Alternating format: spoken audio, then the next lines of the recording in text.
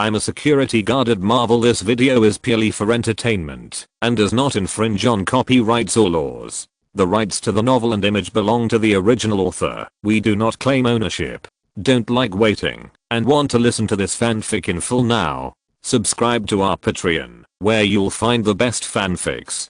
Chapter 26. It's time to turn over. Tony thought of Scene's performance in the New York battle and the strong body that withstood the electric whip on the track today. Is this a magician? Are you a berserker, brother? But Tony also understood that Scene was just making a joke and didn't want to tell him what he wanted to know. On the private plane, your eggs are going to burn while turning the steak in his own pot. Scene reminded Tony, who was stunned next to him. This guy obviously doesn't know anything, but he still insists on cooking for Pepper. Looking at the charred egg in the pot next to him, he might be sent to the emergency room immediately after eating it.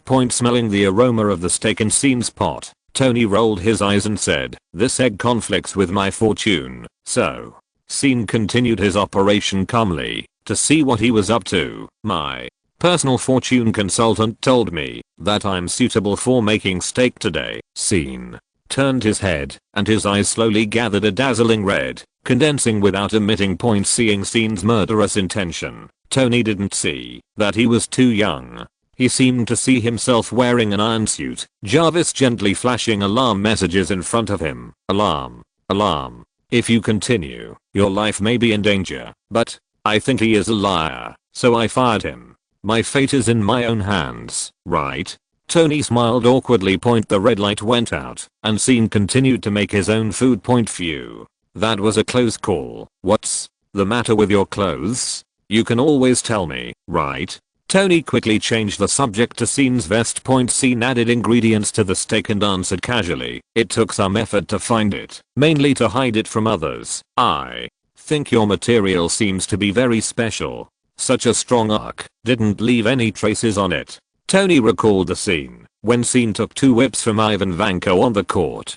He really thought Scene was going to be split in 2. "It's made of vibranium all over, mainly to prevent it from being damaged. Otherwise, it's too indecent to wear it in tatters every time after a fight. The upper body is fine, but what if the lower body is broken? Where did you get so much vibranium?" Tony looked at Scene in surprise when he heard that the suit was made of vibranium and completely forgot about the eggs in his pot. Who knows more about vibranium than him? His cheap father Howard Stark once made a vibranium shield for a hipster, giving away all the stock. "It's a waste of money. Someone gave it to me." Scene turned the steak in the pot. "It's time to turn it over." Tony's face was dark when he heard it. "I don't believe you. This thing is hundreds of times more expensive than gold, and there is no market for it. Who the hell would give you such a large amount of clothes?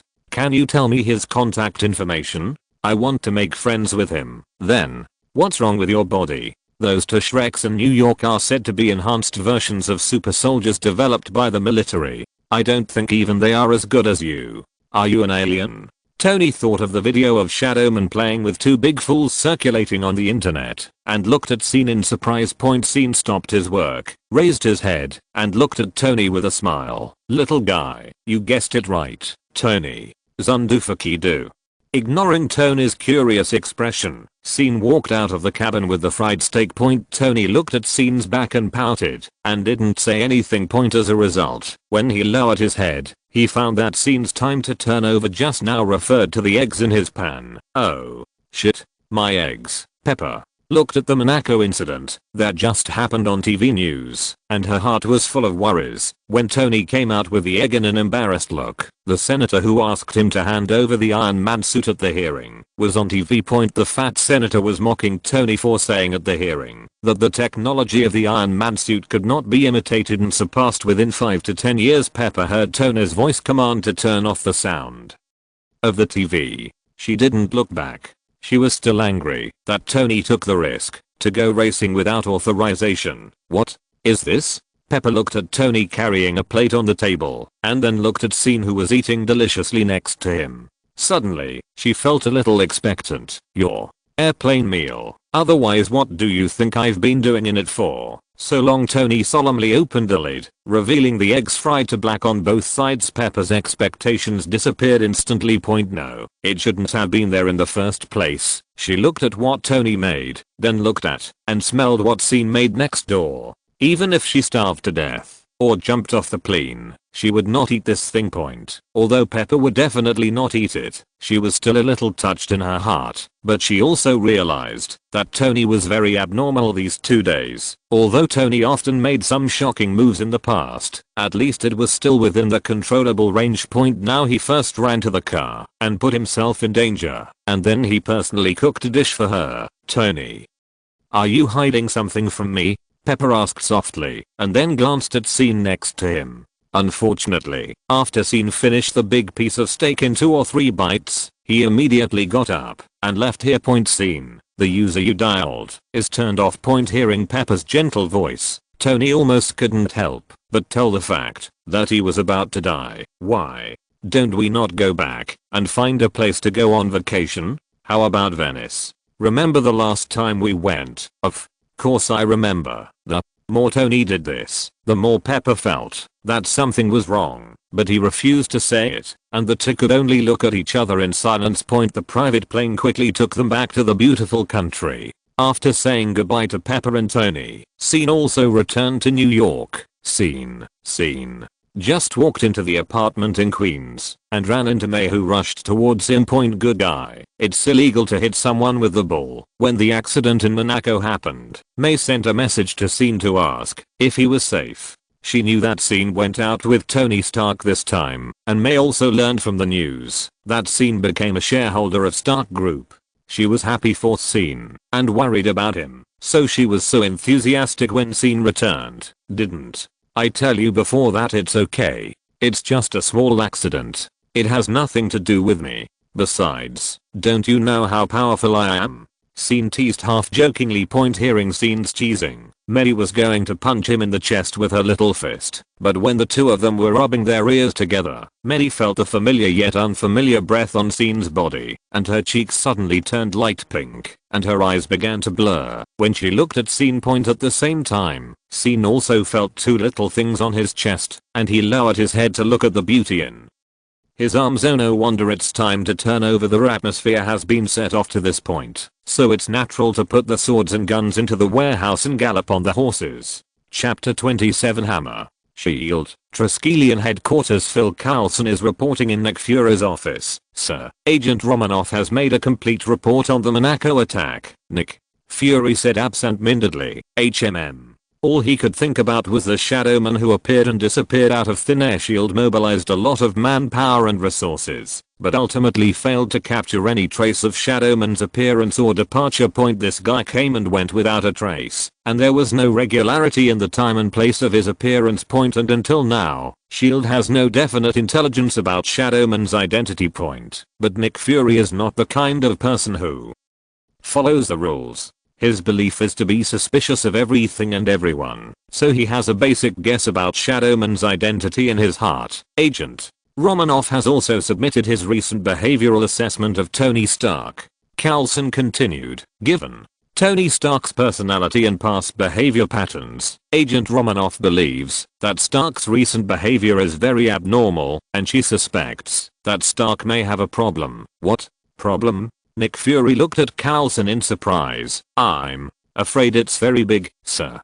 Coulson shook his head and answered honestly. Nick Fury thought about what Howard had said to him, and he felt that it was time to talk to the son of this old friend. Also, sir, take a look at this. Coulson handed a report to Nick Fury. Nick Fury took Coulson's report and looked at it. Dealing with the power of mysterious things and being a nanny for the rich second generation is not enough. Now you actually handed over an astronomical weather report. Nick stared at his most loyal subordinate with his only remaining single eye. Are we going to take care of this now? That's not the important thing, sir. Take a look at its energy value. Coulson was very patient. Nick turned to the last line of the report, looked at the red data, and couldn't help but raise his hand to rub his eyebrows. Continue to observe and inform me as soon as there is any situation. Now we should focus on Stark's affairs. Okay, sir. Carlson nodded. Gukio Town. A border town on the border of New Mexico. Looking along the widest road in the town, there is an endless wilderness outside the town. Only the road is winding on the ground, as if it extends to the edge of the sky. Late at night, in the desert outside Gukio Town, a white van is chasing a huge storm that has just appeared not far away. Jane Foster sat in the bumpy co-pilot and laughed at the video of the distant storm displayed on the special imaging instrument in her hand. Maximum, the student girl who was driving, felt that she must be crazy to run to this remote place for 6 credits to play with this beautiful female professor. Oh, there is an old man in the back car, Dr. Eric Selvig, Jane Foster's good friend, who was dragged here by her from afar just to prove her astrophysics research. As the van got closer and closer to the center of the storm, Maximum finally couldn't help it. She turned the steering wheel and prepared to leave the storm area. "What are you doing?" Jane Foster noticed the change in the direction of the van and immediately turned around to question Maximum, who was driving. "I don't want to die here for a few credits," Maximum shouted back. Jane Foster was obviously used to the behavior of the apprentice who always disrespected her, but there might be something in the storm ahead that would be of great help to her research results. Asking her to give up would be like asking for her life. So Jane Foster stretched out her hand and started to fight with Maximum for the control of the steering wheel. Eric Selvig in the back car stared at this scene, and while holding the handle beside him, he made a decision in his heart. If he can survive this trip, he must control the steering wheel in his own hands in the future. Whoever touches it will die. Bang. Just as the van began to move in an arc, another short sound was heard, and even the sound of the violent storm could not cover up this thunder-like sound. Maximum desperately stepped on the brakes, no longer caring about the teacher-student friendship, and slammed the steering wheel because she just saw a figure in front of the car. Jane and Maximum in the van that was forced to stop looked confused. Did they just hit someone? But where did the people come from in this desert, except the 3 of them? Jane Foster thought of the thunder-like sound just now. What was that? This storm came and went quickly, bringing up countless sand and dust in the desert.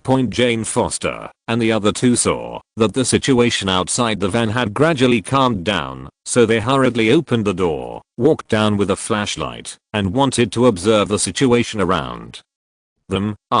Jane Foster, who had just gotten out of the car, saw a dark figure standing next to their van. Eric Selvig, as the only male among the 3, raised his flashlight and shone it over. Under the illumination of the flashlight, there stood a tall man wearing a black cloak and a strange black mask on his face. "Oh my god, is it really you?" Maximum looked at the man illuminated by the flashlight with an incredible look on his face and couldn't help but shouting in surprise, covering his mouth. "Who?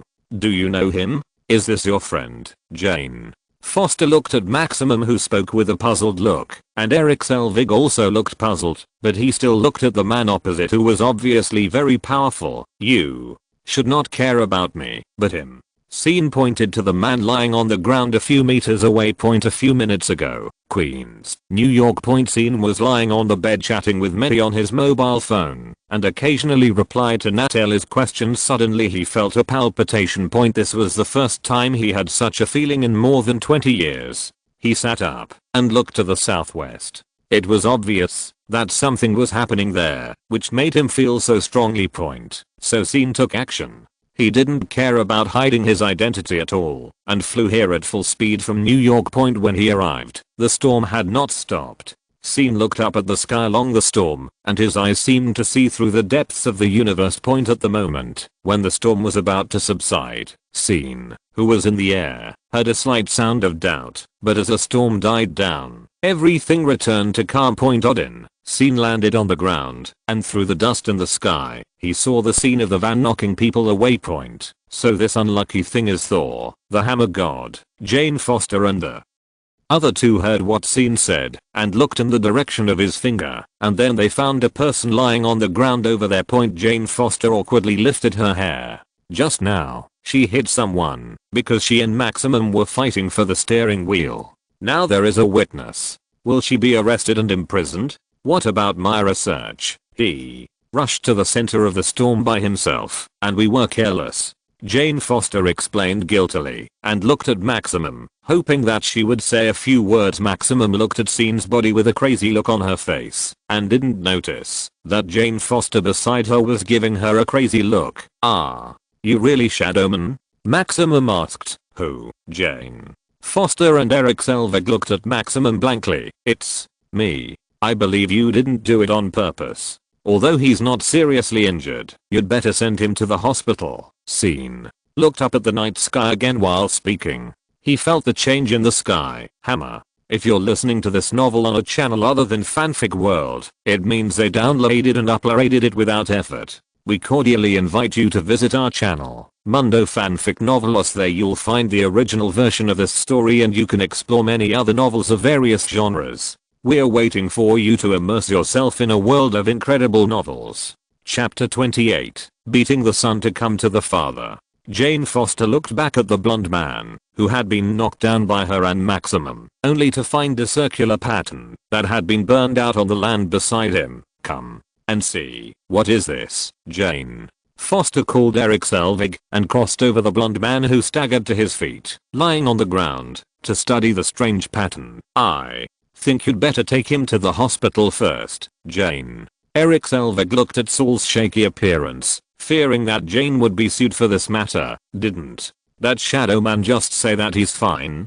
Jane Foster concentrated on recording and observing the strange patterns on the ground, without even bothering to raise her head. Thor, who was expelled from Asgard, did not expect that he would still be in trouble. When he arrived at the atrium point, he got up dizzy, not caring about everything around him. He just wanted to find his hammer. Odin stripped him of his powers before expelling him from Asgard and took back Mjolnir, the hammer he regarded as life. "Where's my hammer?" Thor didn't know whether it was because he was a little confused after being hit, or because he fell from the Rainbow Bridge after losing his divine power. He staggered and looked around and couldn't see his hammer. He could only continue to raise his head and scream to the sky, "Father, Heimdall, I know you can hear it. Open the Rainbow Bridge and take me back." Unfortunately, no one responded to his howl in the silent night sky of the wilderness. When Jane Foster saw Saul talking nonsense, like he was losing his mind, she finally raised her head and said, "He has to go to the hospital.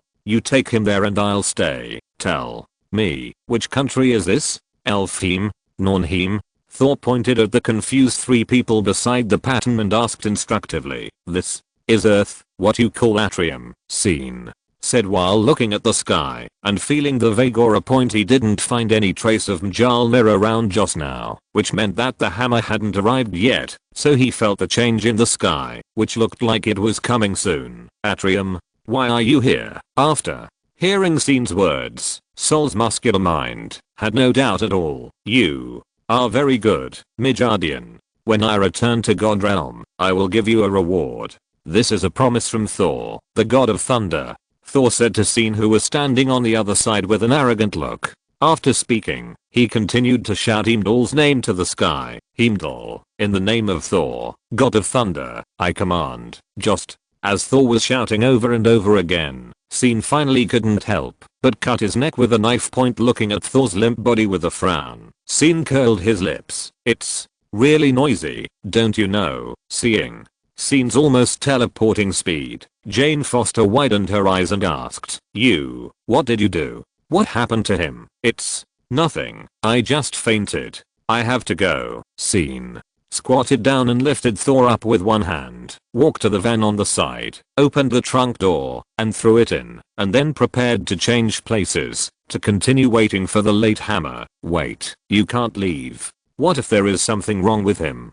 Seeing that Scene wanted to leave after beating someone, Jane Foster stood up and called out to Scene, who wanted to leave. "Even if there is any problem with him, it was caused by you and has nothing to do with me." After Scene finished speaking, he ignored her and flew away, bringing with him a burst of exclamations and flying dust all over the ground.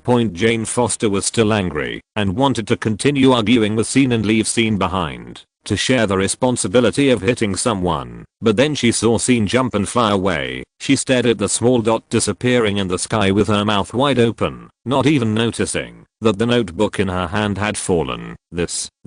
How is this possible?" Eric Selvig also had the same surprised expression, looking up at the sky in confusion. Please.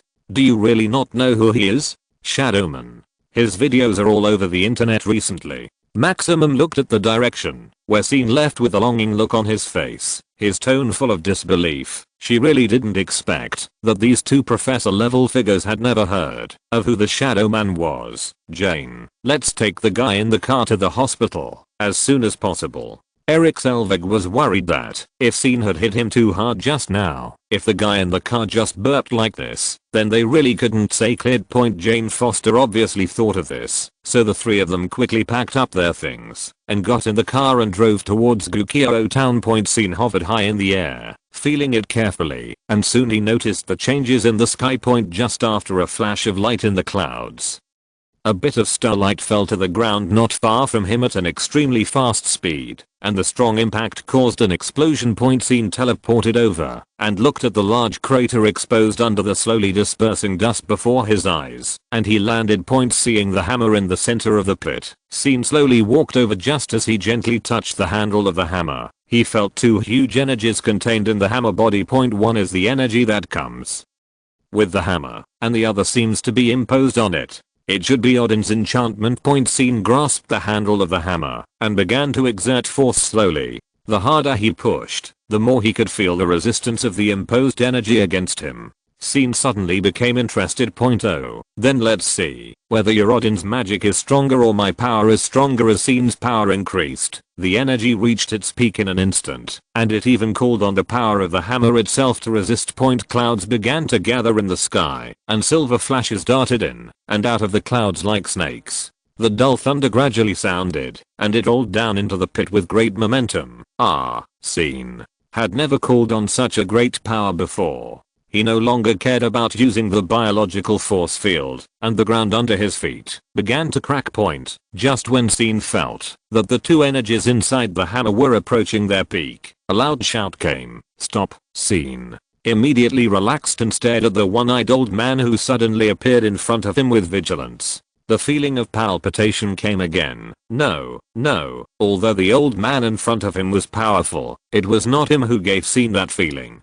To be precise, it was not just him. Scene's eyes slowly moved down to the spear in the old man's hand. Odin? Scene let go of the hammer handle. The thunder and lightning in the sky had stopped the moment he gave up trying, and were now gradually dissipating. Hearing Scene calling out his name, Odin didn't seem surprised. He said stiffly, Midgard, this hammer doesn't belong to you. Really? Whoever picks up something thrown on the ground owns it. Otherwise, I'll try again. Scene said frivolously, looking at Odin in armor with a raised corner of his mouth. If Odin hadn't stopped him just now, the imposed energy on the hammer would have been crushed by his power. Although he didn't know what would happen after the shattering, Scene guessed that it must not be what Odin wanted to see, so Odin immediately showed up to stop it. Odin looked at the Midgard man in front of him. He noticed Scene when Asgard expelled Thor at that time. He was just wondering when such a powerful human appeared in Midgard. It was not until he noticed that Scene was trying to lift Mjolnir, and that Scene was about to break the magic limit he set on the hammer with pure physical strength, that he urgently projected to the atrium and appeared to stop Scene's behavior. Although it was just a projection, Odin also felt Scene's strength. It was a strength he had never felt in his long years. Just as the two were confronting each other, a voice came from behind Odin. You don't seem to be here. Chapter 29 Strange Odin. Odin obviously knew who the person was, and didn't look back. I'm not here. No. Gu Yi walked out of the aperture of the portal with leisurely steps. Odin turned sideways and looked at Gu Yi, who had walked between him and Scene, and relaxed his grip on the spear. Long time no see. Scene knew that Gu Yi could see through his vest, so he took the initiative to say hello. It's not that long. Gu Yi shook her head at Scene. Her eyes said that you can really cause trouble. Scene shrugged and raised his chin towards Odin, indicating that the old man opposite was the one who initiated this matter. Gu Yi looked at Scene angrily. How could you possibly do this if you don't have such a slutty hand to take other people's things? Odin looked bewildered as he watched the two people flirting in front of him.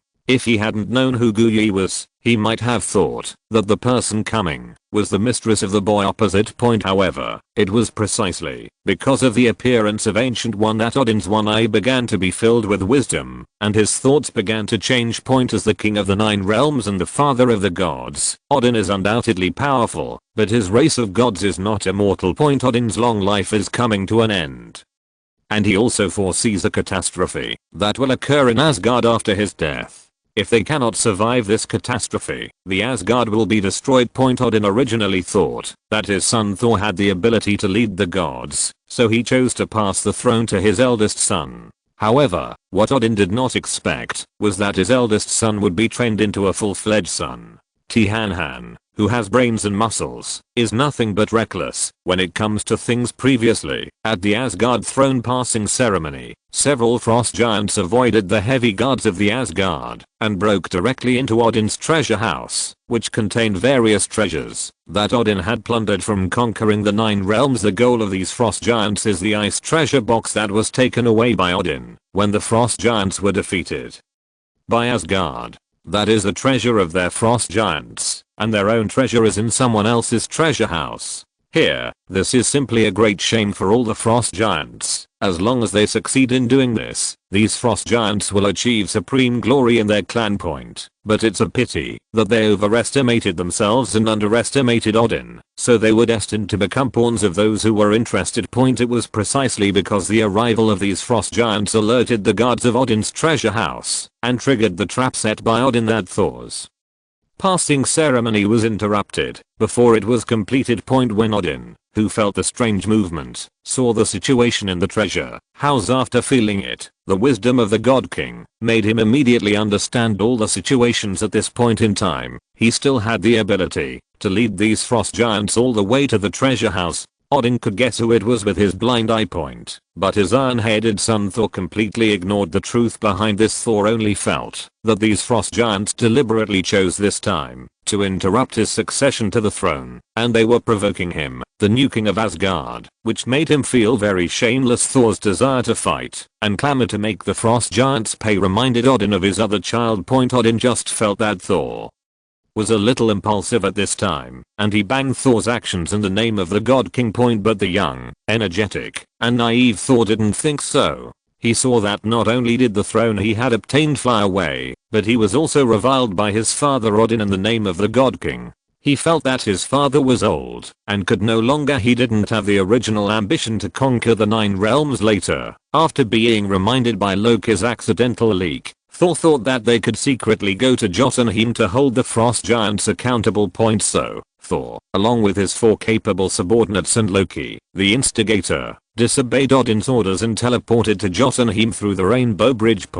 Because of Thor's smart behavior, they were in danger during the fight with the frost giants in Jotunheim. Several of Thor's men were injured. In the end, it was Odin himself who rescued them.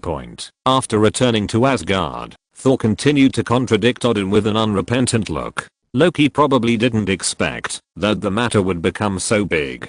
He wanted to persuade him, but Odin, who had a clear mind, just turned off his mic. Odin was disappointed when he saw that Thor had harmed the people around him because of his impulsiveness, but still didn't realize the problem. He was only thinking about using recklessness to solve everything. With Thor like this, Odin really couldn't trust the future of the Protoss in his hands, so he was determined to teach this Ironfool a lesson. Otherwise, if he really waits until the day he dies, with Sol's urinary temperament, he may not lead all the members of his god clan to the point of annihilation in that disaster. So Odin deprived Thor of all his divine power and expelled him to the atrium, but also left him a back door, which was the Hammam Mjolnir. That scene tried to lift.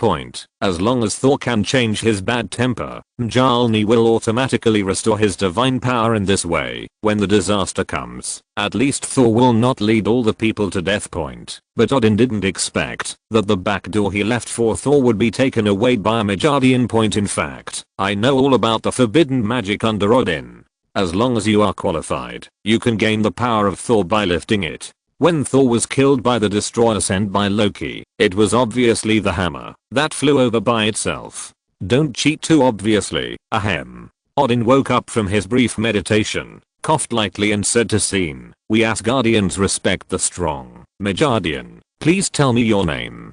Scene didn't understand why Odin's attitude suddenly became so friendly in such a short time. Was it because of the Ancient One? Seeing Scene turned his head to look at him, the Ancient One shook his head, saying that she didn't know what Odin was thinking. Although the Ancient One had the magic of seeing through people's hearts, it didn't work for the powerful God King Odin. However, the Ancient One still raised his hand to signal Scene to answer Odin's words. She knew that Odin, as the God King, would not lower his status to play any tricks in such matters. Scene: "Hunter, you are also very powerful, especially your gun." Scene smiled and stretched out his hand to point to the magic gun Gungnir held in Odin's left hand. Odin turned the gun flower with one hand and stuck Gungnir on the ground. Odin was very happy to be praised by a strong man like Scene. "The Gungnir, the spear of eternity. I paid a great price to get it." Odin stroked the spear with one hand and his right eye with the other, his tone full of emotion. "The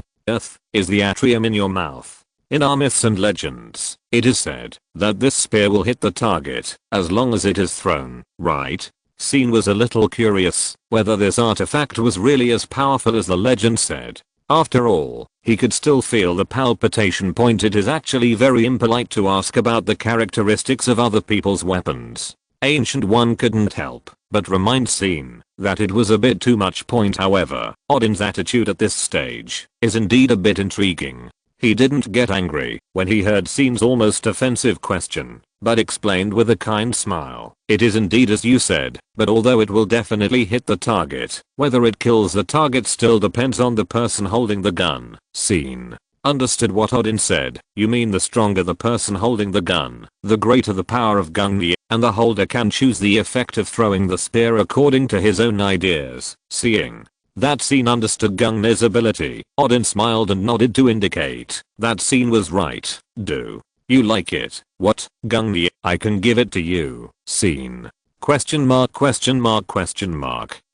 Chapter 30, One-Day Tour of the Divine Realm. Odin suddenly did this, and the three people present were silent. What's going on? Why is he going to give something while he's talking? Or is he going to give a super killer like Gungnir? Scene turned his head and looked at Ancient One next to him, hoping to get an answer from her as the supreme sorcerer. Although Ancient One has the time stone, she can't use it as she pleases. Those who play with time will eventually be played with by time. And she can't take out the gem anytime and anywhere to check all the possibilities. She only needs to ensure the final result. As for the possibilities in the process, there are too many. Ancient One said that I'm tired of watching it. Okay. In addition, now that Scene has suddenly appeared, Ancient One only feels that the future is becoming more and more vague. And the person opposite is the legendary Lord of the Nine Realms, the father of the gods, and the God King Odin. The price to pay for playing with time for such an existence is not a little bit. So Ancient One doesn't know what Odin is doing. Odin didn't know that his good intentions made the two strongest people in the Midgard think about it. He was actually asking sincerely. In the previous brief meditation, Odin had thought it through. As the supreme mage of Midgard, Guyui's duty was to protect Midgard from harm from other dimensions. Her attitude towards Scene determined that Scene could not be a villain of great evil, otherwise Guyui would have taken action against Scene. And Odin could clearly feel the powerful power in Scene. Even as the God King, he could not say that he would definitely win with the God Spear Gungnir in his hand. If such a powerful existence becomes the mortal enemy of the gods, it would be another disaster for them. As for what he said about giving the God Spear Gungnir, it was also sincere, as long as Scene really liked it. The God King of their EC gods would not inherit the weapons of the previous God King. After the new God King ascended the throne, the gods' allies, the dwarves who were proficient in forging, would forge a unique artifact for the new God King.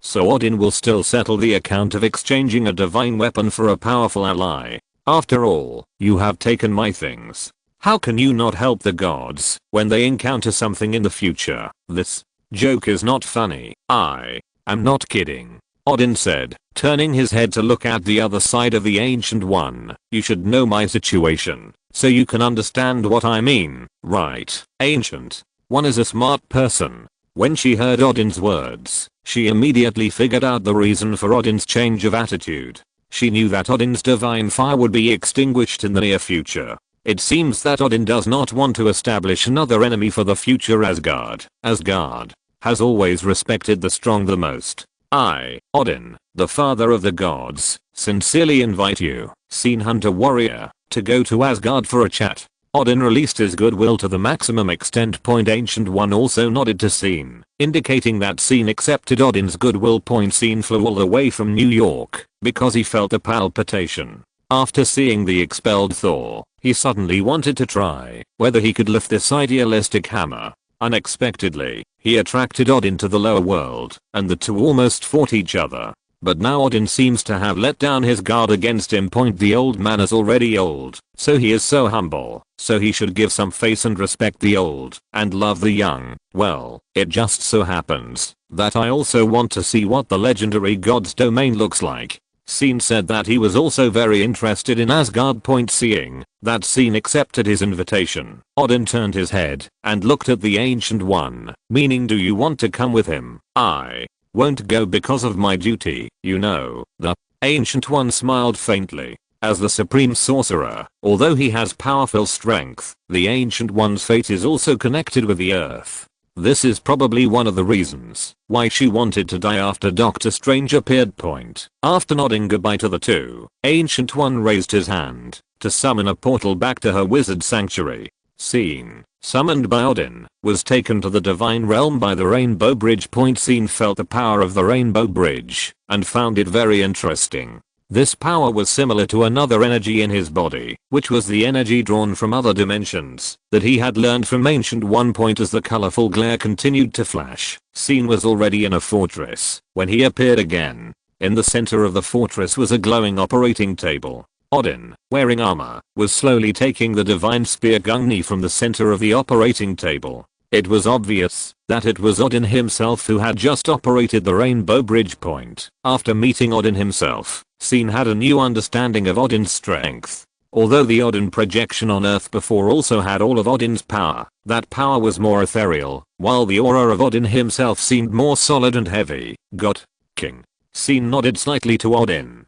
He could not kneel down, but he did not understand other etiquettes of Asgard, so he could only nod. Fortunately, Odin did not care too much. Welcome to Asgard. You can travel freely here. No one can stop you except me. Please. Odin smiled and extended his hand to invite. Scene followed Odin out of the peculiarly shaped Rainbow Bridge fortress, and then he saw the full picture of Asgard.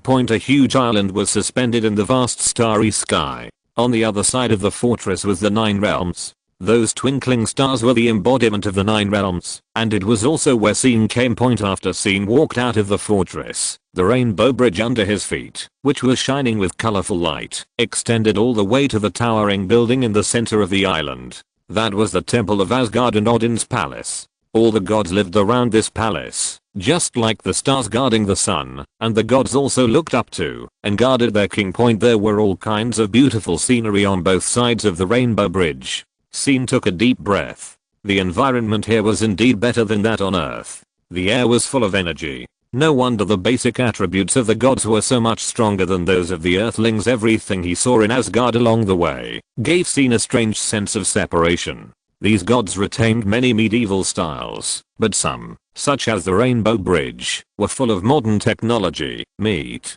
the God King. When the guards of the palace saw Odin coming, they immediately knelt on one knee with their weapons and salute. Scene, who was following Odin, keenly noticed that the guy in the lead was observing him with a sly look. Could it be a gay girl? Not long after Scene left the Earth, several black SUVs of the same model drove into Gukio town on the edge of New Mexico. The people who got off these black cars were all wearing black suits. The bulging muscles under the suits and the cold faces were very convincing, attracting the attention of the residents of Gukio town. Report to the commander. We have arrived at Gukio town, not far from the target, waiting for the next instructions. The leader of this group of people was a bald man wearing glasses and looking weak. After getting off the car, he quickly took out his mobile phone and talked to someone. Soon, the other end of the call came with an order. After hanging up the phone, at the bald man's wave, this group of stern-looking thugs in suits got on the black SUV again and drove towards the desert outside Gukio town. Chapter 31 Eternal Fire. Early when SYN appeared directly from New York and flew southwest, the alarm sounded again in Shield Point. Carlson, who was on duty, took out his phone quickly when he saw this familiar scene. Speak. Nick Fury was sleeping in one of his many burrows and was suddenly awakened. He answered the phone with a serious face. He knew that, if it was not something particularly important, Carlson would not choose to bother him at this time. Sir, the highest level alarm. Carlson's tone was simple, short, and serious. Nick Fury certainly knew what Carlson meant. This highest level alarm was set by himself, specifically for the elusive Shadowman. Where? New York. Now in New Mexico. It has stopped, sir. Carlson's tone was full of surprise. He obviously did not expect the target to be so fast. Point New York. New York again. Nick Fury widened his one eye, thinking that Shadowman first appeared in New York, the second time he appeared in Monaco with Tony Stark, and now he appeared again in New York. It seems that his previous inference about Shadowman's identity is reasonable. Continue. Monitoring. Confirm the final location. Immediately contact the highest level personnel in the bureau in New Mexico to stand by. Be ready to contact the target at any time. Yes, sir. After hanging up the phone, Carlson immediately contacted the highest level personnel agent Jasper Sitwell, who was on a field trip in New Mexico according to Nick Fury's instructions. As guard point, Odin looked at the soldiers who saluted him, returned the salute with his magic gun, and pestled the ground, indicating that they stood up. Loki, this is the strong man from the atrium, SYN Hunter. Odin introduced SYN to his careless child, hoping to leave a good impression on SYN. This is my other son, the god of trickery in your Midgard legend, Loki. Odin introduced him to SYN. He knew that SYN had already seen his iron-headed son, Thor. Father, there are no strong people in Midgard. You must not be deceived. Loki looked at SYN with ill intentions. He did not believe that there could be any strong people in a place like Midgard. Since ancient times, Midgard has been a subsidiary of the god's domain. When the Asgardians descended to Midgard and showed their abilities casually, they would be worshipped as gods by those weak Midgard people. Therefore, Loki looked down on the Midgard people. In his bones he felt that SYN must have used some method to mislead Odin, so that he was qualified to enter the god's domain. Shut up. Odin reprimanded him severely after hearing Loki's words. Thor was driven out of the god's domain by Loki's tricks before, but in view of the fact that it could temper Thor's character, Odin did not intend to bother with Loki. Now Loki started to slander the guest brought back by Odin himself. If SYN is really pushed to the opposite side of the Protoss, then 100 Lokis will not be enough for SYN to kill. I'll take you to visit my treasure house. It contains treasures from the 9 realms. Odin turned around and invited SYN. SYN smiled and nodded, followed Odin to the Asgard, and didn't even look at Loki when he passed by him. For this kind of naughty kid who is looking for a sense of existence, the more you pay attention to him, the more excited he will be. Sure enough, SYN's neglect made Loki resentful and even hated Odin. It turned out that Loki was in Odin's treasure house before Odin brought SYN to Asgard. In the battle with the frost giants in Jotunheim, Loki found that he could ignore the ice corrosion of the frost giants and the places where he was touched by the frost giants would also appear the same ice blue as them, which made Loki feel very panicked.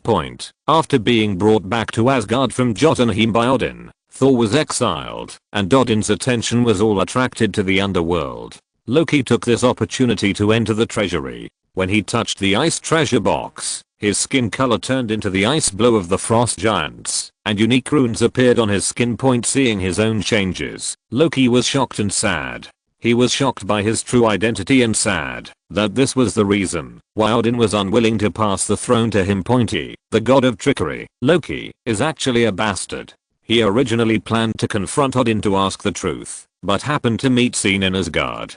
Seeing that there were outsiders, Loki suppressed his emotions, and Odin's reprimanding attitude just now made Loki more dissatisfied.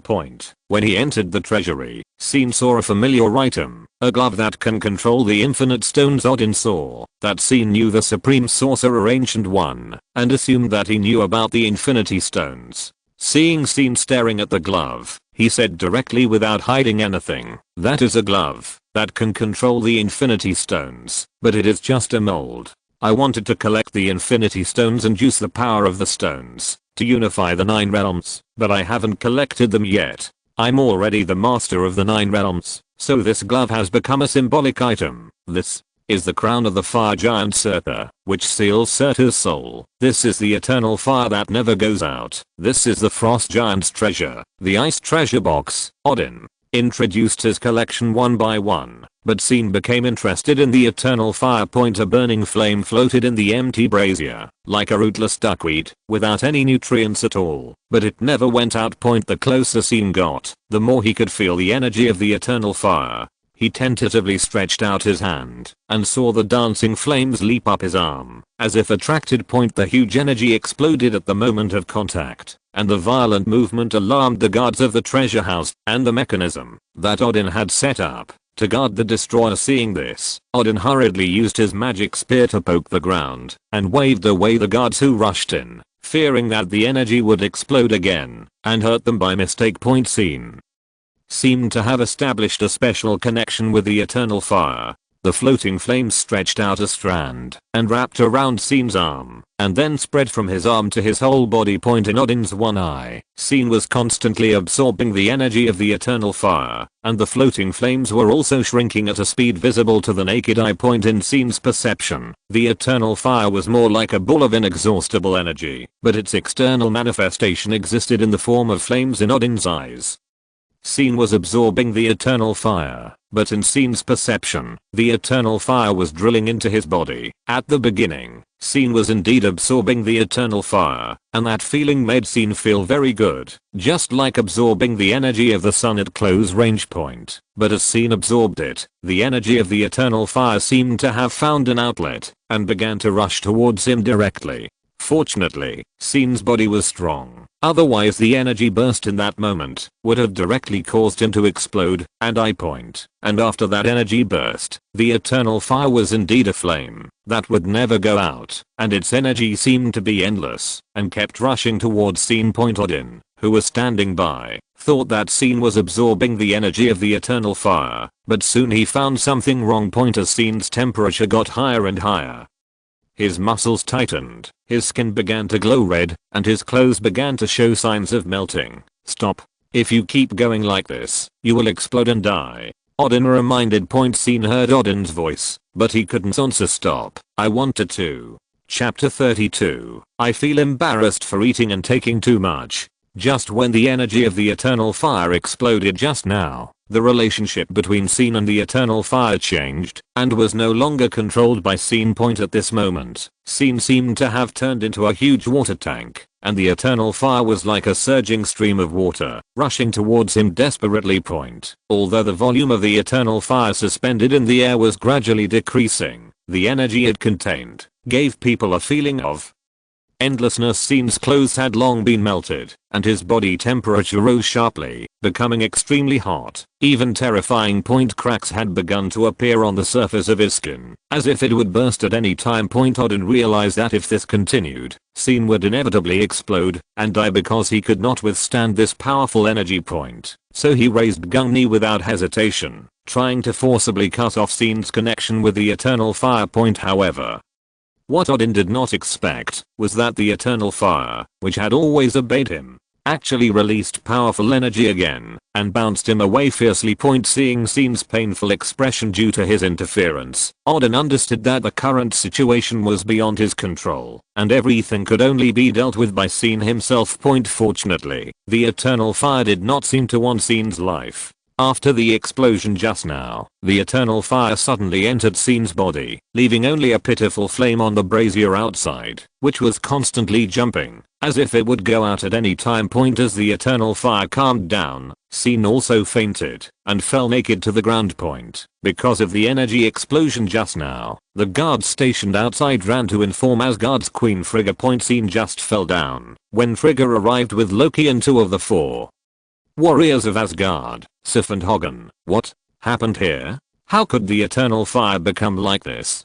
Frigga saw the soybean-sized flame in the brazier and asked Odin point. Loki looked at the eternal fire that was about to disappear in surprise. Sif and Hagen looked at Scene lying on his side on the ground with vigilance point. Odin transformed clothes to cover Scene's body, ordered his men to lift Scene down to rest, and after sending everyone away, he told Frigga and Loki what had just happened. Impossible. Absolutely impossible. How could a Midgard person withstand the eternal fire? He made the eternal fire like this. We have to lock him up and punish him. Loki's face was full of disbelief. Don't underestimate anyone, Loki. There are some strong people in Midgard that even I dare not easily defeat, and the one you just saw is one of them. Odin's voice was tired. Frigga stepped forward to support him. As the queen, although she didn't understand why Odin was so good to that Midgard person, she would support all the decisions Odin made. Loki obviously didn't listen to Odin's words. He now had another thing to confirm with Odin.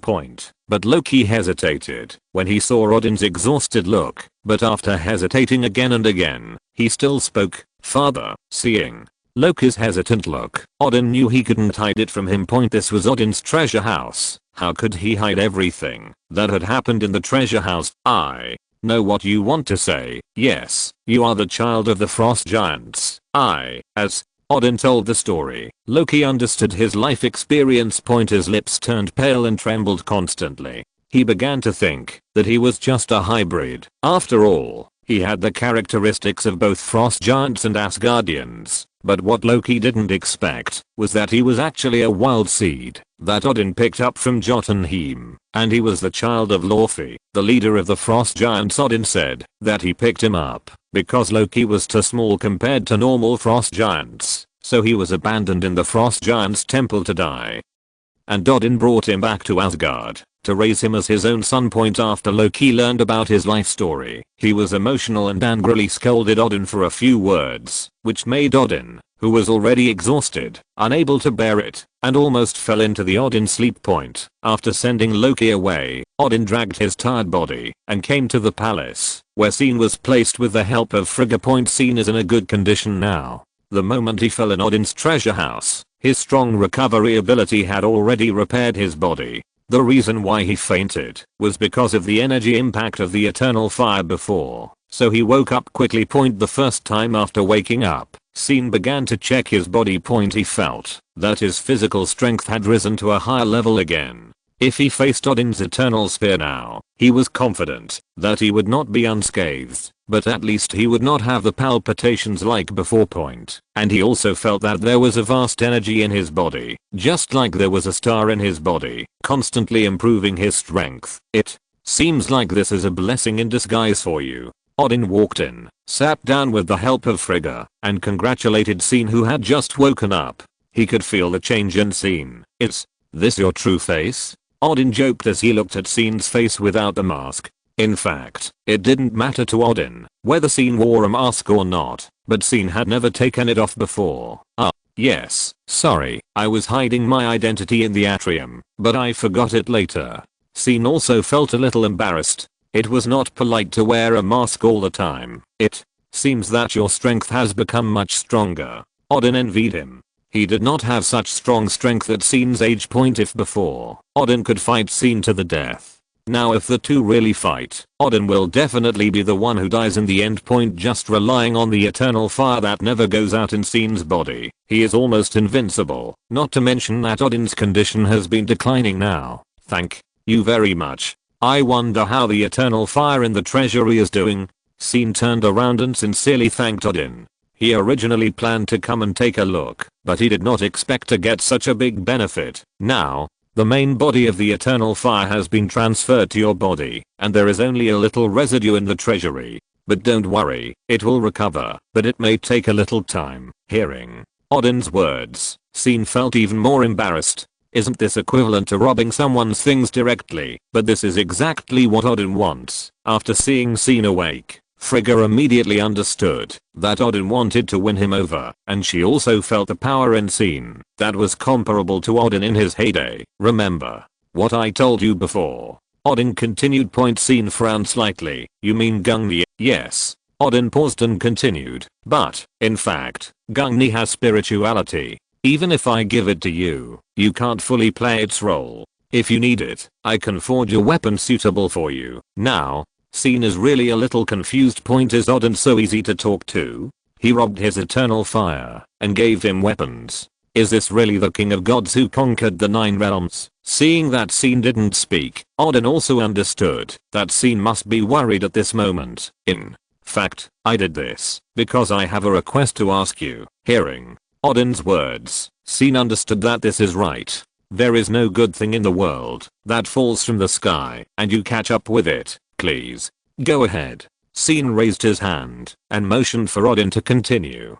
Chapter 33. Everyone here is garbage. Odin and Scene walked in the palace of Asgard together. As Odin told it, Scene understood what Odin's request was referring to. A long time ago, not long after I became the God King, I foresaw that Asgard would usher in the twilight of the gods. When I was young, I was arrogant and high-spirited, and I didn't want to succumb to this so-called doomsday prophecy, so I began to conquer the 9 realms, trying to kill all those dangerous factors. But it is precisely because of my actions that the 9 realms seem peaceful, but in fact there are turbulent undercurrents, even within Asgard. After a long battle, although Asgard's strength reached its peak, it still failed to change the fact that Ragnarok was coming. At that time, I realized that, no matter what I did, Ragnarok would come, but it'll just be in a different form. Odin caressed the medieval-style stone railing, and looked at the Asgard warriors sparring below. Seeing them full of energy was like seeing his younger self. My request is not difficult for you. I know that the final result has been determined, and the general direction cannot be changed, but I hope you can help the gods continue as much as possible. After listening to Odin's explanation, Scene roughly understood what Odin meant. In fact, even if Odin doesn't ask him to do it, Asgard will still be able to survive in the end. Odin just wants to protect as many of his people as possible. It's really nothing. If there is a day when you really need me, I will. Seeing Scene agree, Odin was in a good mood and his spirit was lifted. Asgardians, Odin called to the people training below. After everyone gathered below, Odin continued to speak. This is Scene Hunter, a strong man from the atrium. He will hold a banquet in my fairy palace tonight to welcome friends from afar. Our people of Asgard, show your enthusiasm. Just as everyone below was cheering, a straightforward voice sounded from the crowd. His Royal Highness the God King. Odin looked at Valstag, one of the biggest fans of his son Thor, who was speaking below. In the battle following Thor to Jotunheim, only Sif and Hagen were uninjured among the 4 Asgardian warriors. Fandral and Valstag were invaded by the ice attributes of the frost giants. However, these Asgardians, it's nothing to a human being. As long as he is treated properly, he can recover quickly. No, this guy's already on the training ground alive and kicking. What do you want to say, Volstagg? Odin still had a good impression of these powerful warriors who were loyal to Thor. I don't think this strong man from the middle court is as powerful as you said. After all, we have never seen it. The expression on Valstagg's face was somewhat disdainful. It was obvious that he was dissatisfied with Odin's description of Scene. Not very convinced, and I also learned the reason why Thor was exiled by Odin. Odin frowned slightly. Volstagg's words were tantamount to challenging his authority, but he also knew that Volstagg's character was like this among the 4 warriors of Asgard. Volstagg is the most reckless, even less fond of using his brain than his son Thor, who probably doesn't even know what a brain is. Asgard worships the strong, provided you do have the strength you say, and Loki falls into the category that is ridiculed, because he always wins through trickery. Odin thought for a while and thought it would be a good idea to use martial arts to meet friends before the banquet. It would also allow the Asgardians to see how high the sky is, so Odin turned around and asked Scene what he thought. Scene shrugged indifferently and then slowly walked down from the terrace to the crowd below. Volstagg became even more disdainful when he saw Scene looking so lazy. He didn't even dare to jump off the balcony, and he had no temper at all when faced with other people's provocations. So, who's coming? Scene said nothing. Nonsense. His eyes swept over everyone present, and his casual attitude angered many people. Sif and Fandral looked at each other and decided to take a look first. They felt that, since Scene could get Odin's favor, He should have 2 brushes. I'll do it. Vostok stood up directly. After all, this competition started because of him. What weapon do you want? Although Volstagg felt that scene had no real ability, it was still fair. I don't need to. You can do whatever you want. Scene was really not interested. Volstagg felt insulted. He didn't expect Scene to be so good at pretending at this time point. Since Scene doesn't use weapons, he naturally doesn't use them either. As an Asgardian warrior, he is proud of himself. How could he bully a bare-handed person in a competition? Volstagg handed the giant axe in his hand to his friend Hagen. Fandral frowned and reminded, be careful, he may be deliberately irritating you to use the weapon. Volstagg laughed and said that he could suppress Scene with one hand. As Odin's divine spear tapped the ground and made the sound of gold and stone clashing, the competition officially began. Volstagg looked at Scene, who was wearing Asgardian clothes, and sneered, then rushed forward.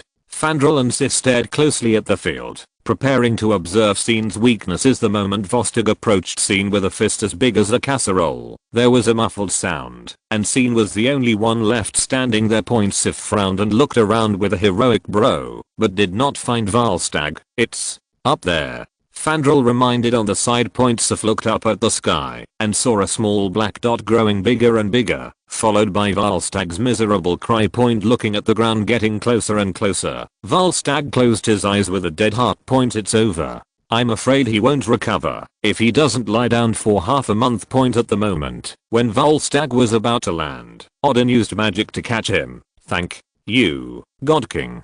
Volstagg was stunned there in fear until Fandral reminded him. He knelt on one knee and saluted Odin, who saved his life. Then Fandral drew the sword from his waist and walked to the opposite side of Scene, holding the sword and looking at Scene. Please, teach me. Fandral would not be as stupid as Volstagg, because Scene gave up his biggest advantage without using weapons in the previous competition. He saw that Scene's speed and strength were stronger than his, so Fandral thought that if he wanted to win, he could only win with weapon skills. Wait, Fandral was about to attack, but Scene on the opposite side suddenly called a halt. Fandral thought he also wanted to take a weapon. However, Fandral considered himself the best swordsman in the 9 realms, and he was very confident in his swordsmanship. After all, even Thor, if he didn't have Mjolnir in his hand, might not be able to defeat Fandral purely by relying on skills. So he gentlemanly said that Scene could choose at will. I'm not picking weapons. I just think it's not okay to do it one by one like this. Scene looked up at Odin, who was watching the show leisurely on the terrace. We Asgardians won't take advantage of others' misfortunes. If you need a rest, just ask.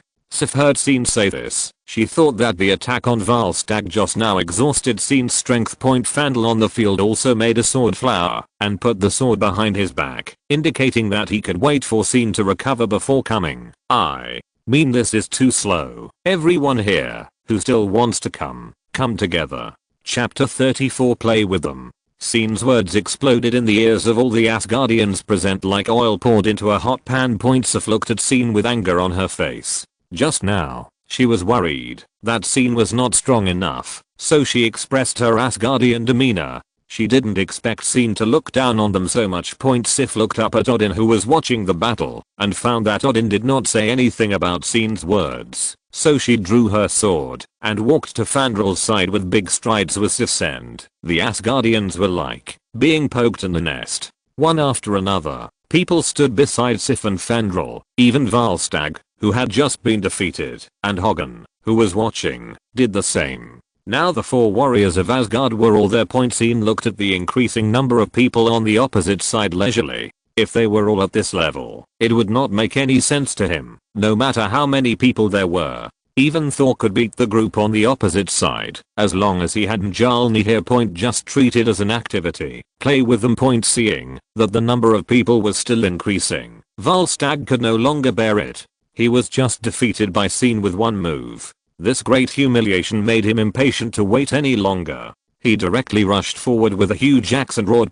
As Volstagg attacked, the remaining Asgardian warriors no longer waited. Anyway, Scene said that anyone who wanted to come could come, so they fought first. Scene stepped aside to avoid Volstagg's huge axe and kicked his fat body out. Then Fandrel's longsword attack followed. Unfortunately, Fandrel's speed was too slow in Scen's eyes. Fandrel was first caught by Scen's wrist. With a slight force, Fandrel's wrist hurt, and the long sword fell out of his hand. Scene kicked it out, and the hilt hit Hagen, who was following behind, and waving the meteor hammer, and preparing to hit him, in the face, and between his eyebrows. Then Fandrel was thrown out by Scene as a weapon, knocking down a large group of people. Hagen was knocked unconscious by the hilt of the sword. The Asgardian soldiers who were still rushing up from behind didn't know how many times they stepped on them. Scene dodged between various weapons, and every time he attacked, he would inevitably knock down a large group of people, and then he would be surrounded by the soldiers who came later. Sif held the long sword in both hands, and kept moving around. Although she was angry at what Scene said before, she was still secretly shocked after seeing Scene's strength. However, judging from the strength Scene showed for the time being, Sif felt that she had a chance to kill him with one blow. There were fewer and fewer Asgardian soldiers around Scene, and more people fell on the ground. Most of them fainted and would wake up soon. From this point, it can be seen that Scene's strength was far beyond this. He could still attack so measurably when being beaten up. Originally, Scene planned to use magic, but seeing that these Asgardian warriors didn't use magic, Scene was embarrassed to use it. Melee. I'm not afraid. Just as Scene blocked the attacks from both sides again, Sif, who was watching the battle nearby, finally made a move. She was also very fast. When Scene knocked away 2 Asgardian soldiers and turned around, Sif was already in front of him. Sif, who was attacking by surprise, stared blankly at her longsword slashing at Scene. Except for a cut on Scene's Asgard clothes, there was not even a trace left on Scene's exposed skin. Is such a physical strength really a Midgard person? Even the god King Odin didn't dare to stand there and let her cut at will. Enough. Odin on the terrace spoke. To end this one-sided competition. Odin's voice was full of divine power. As the divine power surged, all the Asgardians who fell to the ground and fainted woke up.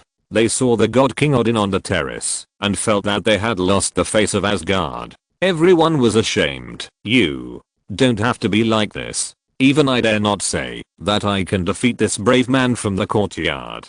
But you must also remember the spirit of our Asgardians who never give up. Even when facing an invincible enemy, you must maintain a firm will and indomitable courage and determination, like you did before. This is Asgard, Asgard, Asgard, Asgard. Scene felt the excited Asgardians around him holding weapons and shouting, and looked up at Odin, who was cheering everyone on the terrace and secretly gave him a thumbs up. As Odin waved his hand, the excited voice calmed down. The competition is not over yet. At the dinner tonight, we will use the best wine and the most delicious food to entertain our guests from afar. Asgardians, get ready to show your enthusiasm. Convex Scene looked speechlessly at the group of strong men around him who were eager to try and get him drunk, as well as the heroic goddess. I was tricked by Odin again. But Odin didn't know that Scene was a bottomless pit. Drinking?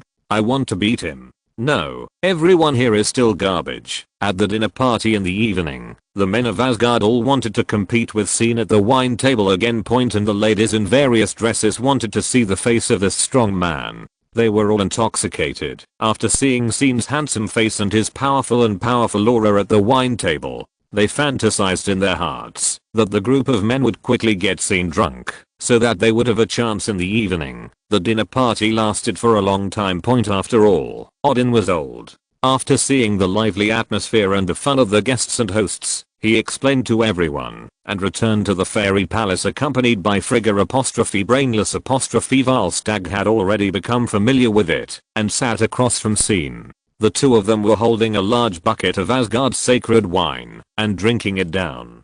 Volstag's already huge belly, it has risen so much that it is about to explode. When Volstag's head hit the table with a bang, the onlookers immediately carried him off with booze, and he was piled together with his good friends Grumpy Hagen and Prodigal Fandral. After seeing Scene's immeasurable power, the Asgardians present admired him even more. Originally, Asgard was very martial and respected the strong. The afternoon competition quickly spread throughout Asgard. All the Asgardians knew that they had a man who was as powerful as the god King Odin. Guest point with two bangs. 2 more barrels of divine wine were placed on the table, and a graceful figure stepped out from behind the barrel. Sif, who was wearing a gorgeous robe, put her hand on the table, as if she wanted to break arms with Scene. The loser drinks, do you dare? She patted the wine barrel and raised her eyebrows, looking at Scene across from her with strong interest and provocation in her eyes. Scene stretched out his right hand and held it with Sif. This goddess with extraordinary strength did not have calluses on her hands as expected. As Sif began to push harder, Scene did not let her go, because he knew that what this goddess hated most was being treated specially.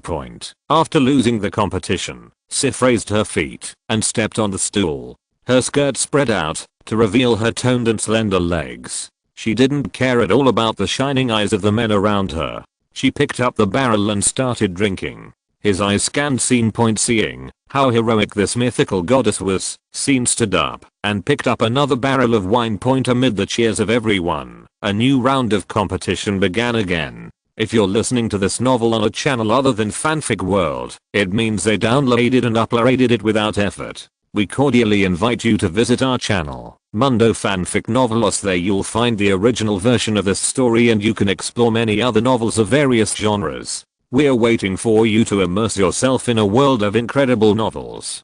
Chapter 35. Drinking really messes things up. When Scene woke up again, he was sleeping on a big bed full of fragrance. Looking at the long hair and shoulders exposed under the lace sheets next to him, Scene stroked his forehead. The god wine of Asgard is really something. Even he was drunk. As Scene moved, the woman who was still sleeping next to him turned around, and Scene's eyes widened instantly when he saw that face. How could it be Sif? Didn't Scene remember that she staggered away after drinking with her yesterday? After he finally knocked down a group of strong men, he was surrounded by a group of enthusiastic Asgardian girls and left the banquet hall. At that time, he was clearly going to the bedroom arranged for him by Odin. What happened afterwards? Why can't I remember it vaguely? Scene turned his head and looked at the room. Although there was a fragrance, the display style in the room was very simple. Coupled with the goddess armor and long sword and shield in the corner, this must be Sif's room. Scratching his head, Scene wondered if he would be chased by a sword later. However, looking at the clothes on his body and the dress Sif was wearing under the sheets, it seemed that he was worse than an animal last night. Drinking really messed things up. Scene had just stood up carefully from the soft bed and was about to sneak away when the door of Sif's room was knocked open. Sif, something bad is going to happen. Sif, Scene saw Fandral, Hagen and Valstag, who had already rushed into the outer room through the door. He was thinking about where to hide and completely forgot that he knew magic. As a result, he turned around and saw Sif on the bed, had propped up her upper body and was looking at him. She was obviously awakened by the loud voice outside. Scene was still thinking about excuses, how to fool around with this matter, but he didn't expect Sif's mood to be unusually stable. "I'll be out right away," she responded to the 3 people who were anxiously running around outside, then got off the bed and began to take off the dress she was wearing. Exclamation mark. Are all the girls in Asgard so unrestrained? They don't even change clothes behind someone's back. Scene looked at the goddess body in front of him. Because of years of exercise, Sif's figure is both round and fit. And it's still naked. Oh, feeling Scene's fiery gaze that was about to become real, Sif curled her lips. When Sif put on her armor, Scene realized that the strong contrast made the goddess in front of him look more charming. Have you seen enough? Enough. Then, let's go. Where to? There. Still waiting outside. No, we going out like this? Hey, we haven't discussed it yet. Why did you open the door? Scene tried to stop Sif from pushing open the door of the room, but it was too late. What happened? Sif looked at the 3 people outside directly. Volstagg was the most talkative. As soon as he saw Sif, he was ready to tell her the news they had just received, but before he could say anything, he saw Scene coming out of Sif's room. Fandral and Hagen also looked at each other, not knowing what was going on. They looked at Sif, who looked normal, asking, "I'll ask him to continue the discussion." Sif said concisely, "Oh, remember to call me next time." Volstagg nodded honestly. Tell me what happened. Sif frowned. Fandral and Hagen were obviously not convinced by Sif's statement, but this was not the point at the moment. The God King fell into Odin's long sleep again. I don't know how long it will take for him to wake up again this time. Fandral said seriously. Wow. Scene was stunned when he heard it from behind. Odin just slept like this. Who is the person in charge of Asgard now? Scene asked aloud, thinking of the weapons that Odin discussed with him yesterday afternoon. Loki. Volstagg said with disdain. Fandral and Hagen also flashed a trace of disdain on their faces. They all thought that Loki was only good at tricks. Maybe this time the God King fell asleep and let him rule on his behalf was also a trick he used. I don't think it's necessarily a bad thing. Since Loki is in charge now, we can let Loki order Thor to be recalled. He should be easier to persuade than the God King. Sif said naively.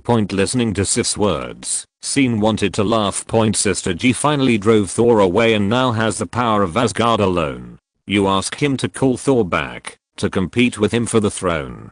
He would be crazy to agree to you. But before Scene could express his opinion, the four of them went to the main hall of Asgard excitedly.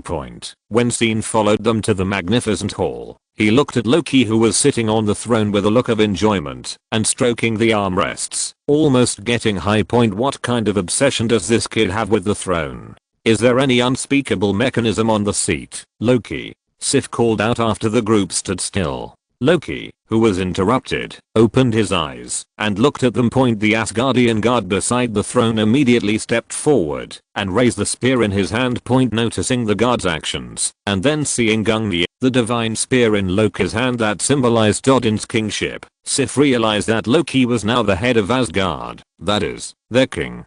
Her behavior just now was equivalent to offending the kingship. If Loki gave an order, she could be punished immediately. The four looked at each other and knelt down reluctantly. The guards beside the throne turned around and stood still. Father has fallen into Odin's sleep again. Mother doesn't know whether he can wake up this time. She is too sad and insists on staying with him and is unwilling to leave his bedside. Now I will take charge of Asgard's affairs. Loki announced the course of events to them with a sad face and stood up proudly to show Odin's Gungnir. Loki saw his Thor's followers kneeling in front of him and his heart was full of satisfaction. When he saw Scene, who was still standing, his brows couldn't help but frown. Scene saw Loki looking at him and he stood indifferently, even though Sif next to him gave him a look. Are you kidding? Odin didn't dare to ask me to kneel down and salute him, so how can you, a half-baked person who can't even use Gungnir, be qualified? Perhaps thinking of Scene's unbelievable strength, Loki coughed awkwardly and stopped worrying about Scene's refusal to salute him. My king, since you are now in charge of Asgard, we ask you to order the end of Thor's exile and recall him to the divine realm.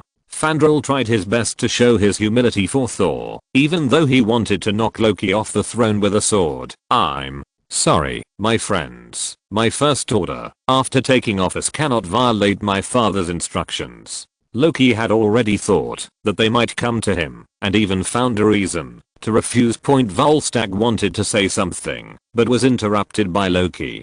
Seeing this scene, Sif realized how naive her previous thoughts were. The four said goodbye angrily and left the hall. As for you, Scene Hunter, a guest from the atrium. Loki turned his head to look at Scene. His mind was turning quickly and he had already thought of a reason. My father is not in good condition now. Please forgive us for not treating you well in Asgard. I will arrange for Heimdall to take you back to the courtyard. After my father wakes up, I will personally apologize to you. Loki's performance was really good, and Scene couldn't think of any reason to refuse. The four warriors of Asgard who left the hall were angry and confused. What should we do now? Volstagg was the most clueless. He looked at the other three and asked. Fandral and Hagen remained silent. They really couldn't think of any solution. Maybe we can ask him for help, Sif said meaningfully. Chapter 36 Not Shameful. When Scene came out of the hall, he was accompanied by guards. Loki called it an escort, but in fact it was to prevent Scene from causing trouble. Scene, Sif, and the other three caught up with Scene, who was heading to the Rainbow Bridge Fortress. What's going on? Fandral asked the Asgard guard who accompanied Scene. The new king ordered to escort the warrior Scene back to the courtyard.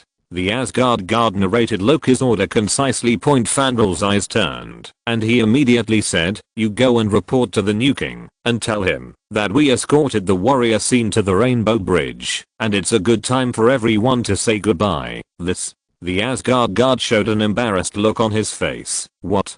Don't you believe us anymore?" The hot-tempered Valstag was very dissatisfied. When Thor was there, these guards followed their lead. Okay. Then, the guard thought about it. It was just a short distance. When they reached the Rainbow Bridge fortress, there was the most loyal Heimdall guarding there. The people in front of them were all old people from Asgard. There shouldn't be any problems, so they left with peace of mind. "What do you four want to do?" Scene looked at them with a playful look. The Asgardian guard didn't notice it, but he noticed that the four of them were fully armed and obviously wanted to make trouble. "We want you to help us go to the lower world to find Thor." Sif looked at Scene with a straight look. "It's not that I don't help you. The problem is, have you ever thought about it? Odin deprived Thor of his divine power. What's the use of you finding him?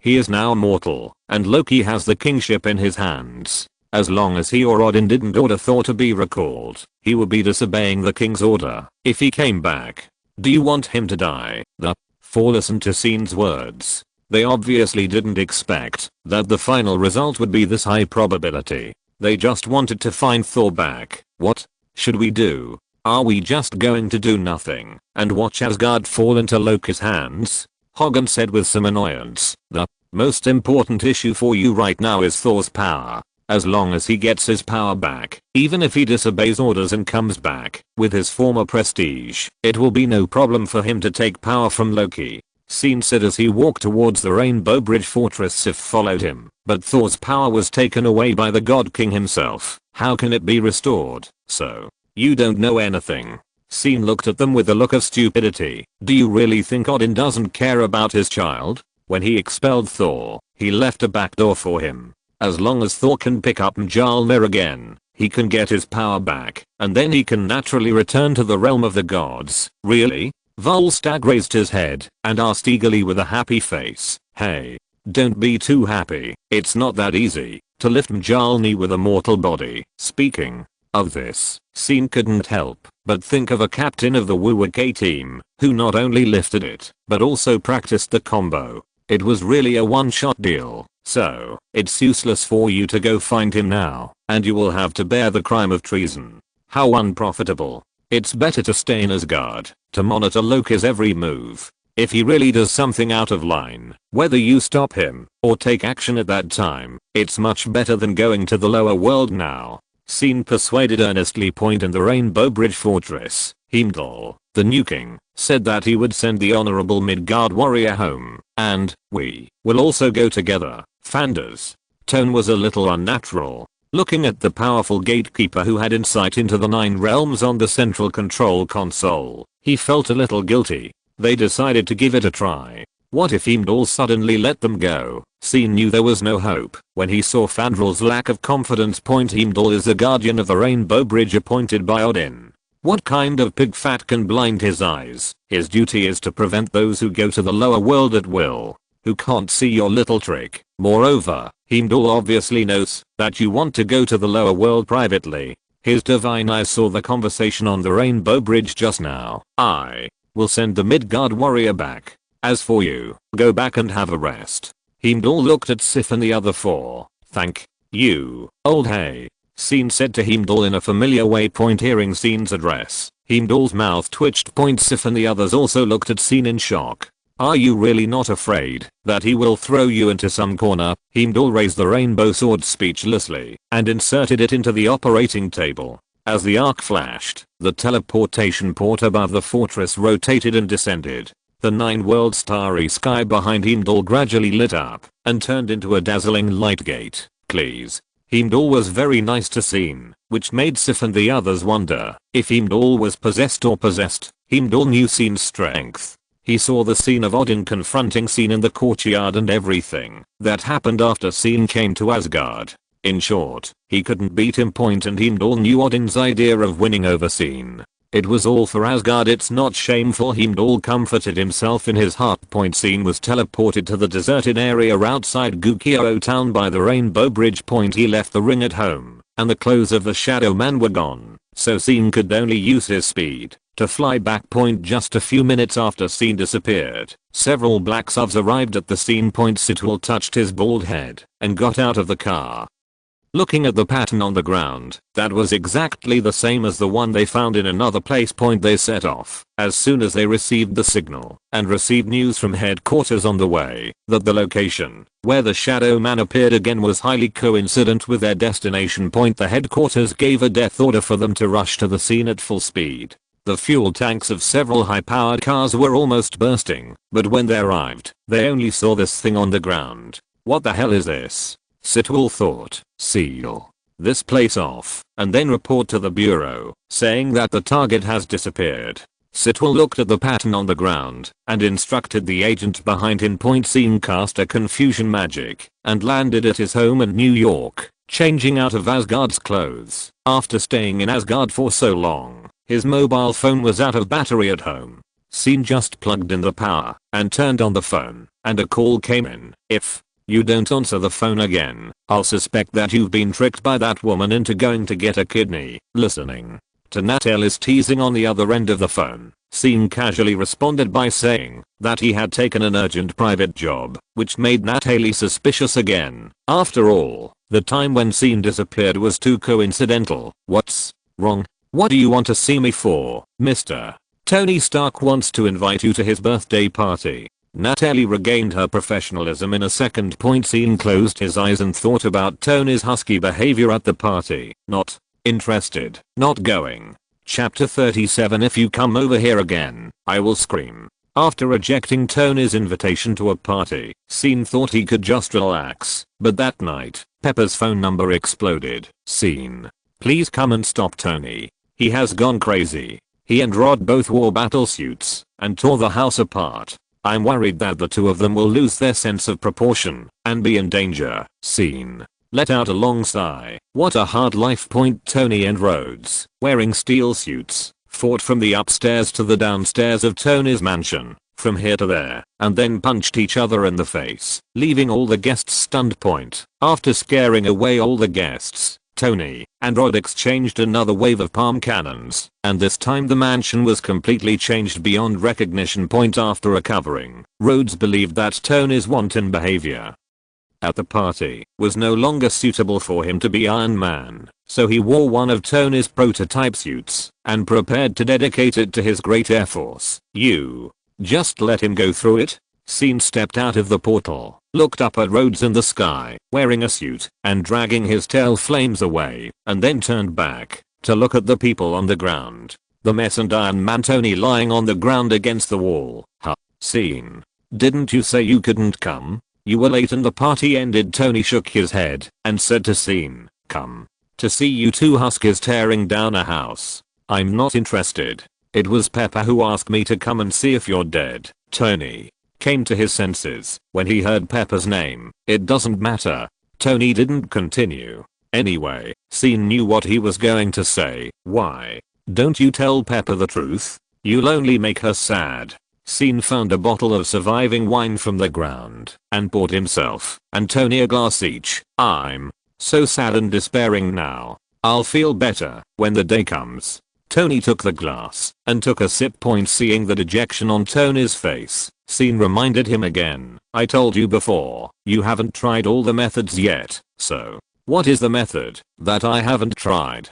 Tell me. Tony didn't believe what Scene said at all now. He felt that he had tried all the methods. How could the new permutations and combinations that Scene said be so good? Easy. Tony felt that Scene just said that to comfort him. Scene finished the glass of wine, and his powerful hearing heard the report of a certain beauty and the angry voice of a certain braised egg rushing here. Someone will tell you soon. Get up and take a shower. You smell like urine. After Scene finished speaking, he was about to get up and leave. Huh. You just left like that? I almost died, and you didn't stay with me for a while? Tony saw that Scene really opened the portal. Before Scene left, he called Pepper back and told her that Tony was fine, but that one of the suits had been worn by Rhodes. He asked Pepper if she needed him to get the suit back. Forget it. Rhodes is also a good friend of Tony. Tony is like this now. He can't explain it. When he goes back, let him get the suit. Pepper thought for a while and felt that Tony really did it this time. It was too much, and he didn't care about her feelings at all. Tony didn't take a shower, he just changed his clothes. When he came out, he saw that the sofa had been cleaned, and a familiar braised egg sat on it. If it weren't for your big eyes, I wouldn't even be able to look at you, Tony complained. Nick Fury said nothing, just stared at him. What? Are you inviting me to join your Superboy team again? Come here, sit down, Nick ordered Tony. Tony staggered over and sat down next to Nick. He had no choice but to sit on the sofa. Didn't you take a shower? Why does it smell like urine? What brand of shower gel did you use? If you tell me, I will avoid lightning in the future. Nick Fury immediately fired back at what Tony had just complained about him. Seeing that Tony was silent, Nick Fury continued, I'll introduce you to someone. Agent Romanoff. Natalie, probably Natasha Romanoff, walked over wearing a black tight-fitting combat uniform with a slender waist. You're fired. Tony looked at Natasha in shock. It doesn't matter what you said. Natasha had a nonchalant smile on her face, and then she seemed to suddenly think of something. Is Scene here today? Huh? Didn't you inform Scene? Is he here? Tony turned his head around, as if he was really searching. Nick Fury doesn't want to waste any more words. You have caused a lot of trouble recently. You made your little girlfriend the boss of the group, and you randomly gave your steel suit to your friends. What? To give to my friend? He took it away. Tony struggled to retort. Oh, he took it away. Really? What do you think this is? Nick Fury pointed to his head. A black braised egg. Tony said cowardly. Nick Fury's eyes became sharp. Okay, your head, correct. Answer. Did you just say that your friend took it away? The water in it is not water. Nick Fury looked at Tony's expression of still refusing to admit it. Natasha, tell me. Natasha stood opposite the sofa and said leisurely with her hands behind her back, according to our understanding, Tony Stark's security program system can intercept unauthorized use. Tony started to act rogue again after hearing what Natasha said. So what? Can't I forget it?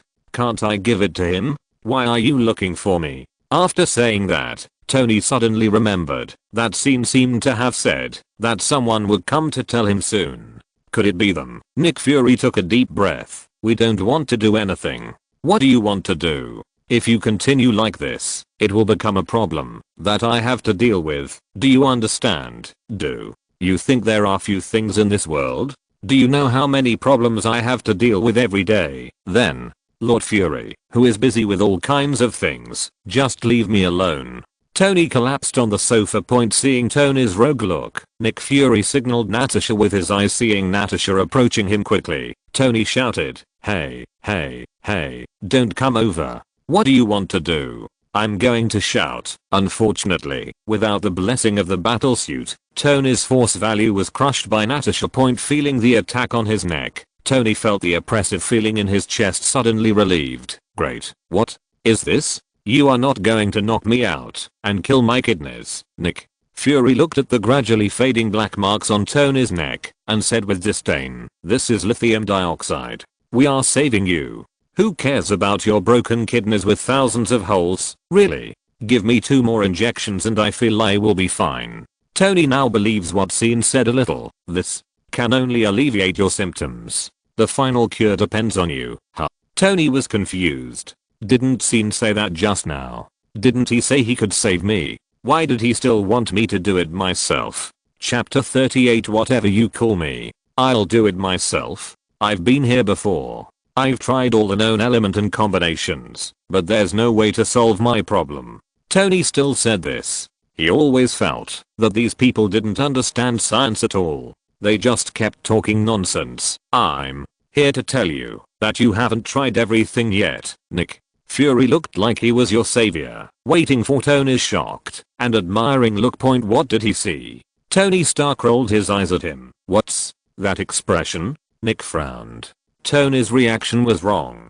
Shouldn't he look at him with a shocked and curious look? Nothing. So what are you going to tell me? Tony laughed and complained in his heart that Scene had already said that. You're a fool. Nick Fury looked at Tony for a few seconds with his one eye. He always felt that Tony was hiding something, but Tony was not a pushover. He put on his playboy look. Coulson. Nick Fury gave up the game of staring at him when he saw that the boy was not interested. Coulson came over with two men carrying a box. What is this? Tony glanced at his father Howard's name on the box. The box should be his cheap father's stuff. As I just said, you haven't tried all of them, but you have to solve this puzzle yourself. After all, it's left to you by your father. Nick Fury looked at his watch. He was a busy man. He finally took out a little time to wipe Tony's ass, and now he had to hurry on. What? To solve? Brother, you didn't say anything? Tony looked at the black stewed egg who got up and left with a confused look on his face. After hearing what Tony said, Nick Fury still turned around and opened his one eye to warn Tony, you better not make trouble for me again. After saying that, ignoring Tony who tried to make friends with Coulson, but was warned by the honest man, Nick Fury and Natasha walked out of Tony's mansion together. You sure you want to do this, sir? Natasha thought of the person Nick Fury was going to meet next and asked hesitantly, as if she was confirming the itinerary with Nick Fury. Go meet him. Nick Fury's eyes were out of focus and he didn't know what he was thinking. New York. Queen's Scene had just come back from shopping with May. He recently discovered another side of May. Every time Scene left for a while and came back, May would stick to him. Just now in the mall, Scene felt that this was not good. Not good for others. He refused in every way, but May insisted to the end. Fortunately, Scene learned magic from Ancient One. Otherwise he couldn't cover May's loud singing voice. May, with a ruddy face, hugged Scene's arms with both hands. As soon as they went upstairs, they saw Natasha standing there. As soon as she saw Natasha, May let go of Scene. Her already ruddy face heated up again, and even her ears began to heat up. Hi, Natalie, you got off work so early today. May greeted Natasha awkwardly. She didn't know Natasha's true identity. She only knew that Natasha had had sex with Scene. But Scene told her that they had not confirmed their relationship. Compared with the bright and beautiful Natasha, May always felt unconfident, not to mention that she was now with Scene. So when facing Natasha, May always felt a little like being caught cheating, but she was addicted to it. I'm taking a day off today. Natasha smiled gently at May, without any other emotions, but when she turned her head to look at Scene, the smile on her face immediately disappeared. Scene's face changed slightly, seemingly because of Natasha, but in fact he heard the movement in his house. I have something to talk to you about work. Natasha tilted her head to indicate to Scene. May, who was standing next to him, heard Natasha's words and immediately said, then I'll go back first, and won't disturb you guys from talking about work. Then she took out the key to open the door and went in. After closing the door, she quickly put her ear to the door and moved it up and down, left and right, trying to find a position where the sound could penetrate the best. Scene couldn't help but smile when he saw May's actions after entering the house. Yo, it looks like someone is having a good time today. Natasha saw Scene's actions and the smile on his face, and said in a yin-yang tone, and leaned close to Scene, and shrugged her nose, looking like a wife who caught him cheating. Let's talk inside. Scene knew who was in his house now. He saw it when he just glanced over, but he didn't expect Nick Fury to come to his house like this at the same time. He didn't understand Natasha's actions. The black salted egg came directly to the door. You are ready to blow yourself up, so why are you still acting as a jealous woman? Are you so dedicated?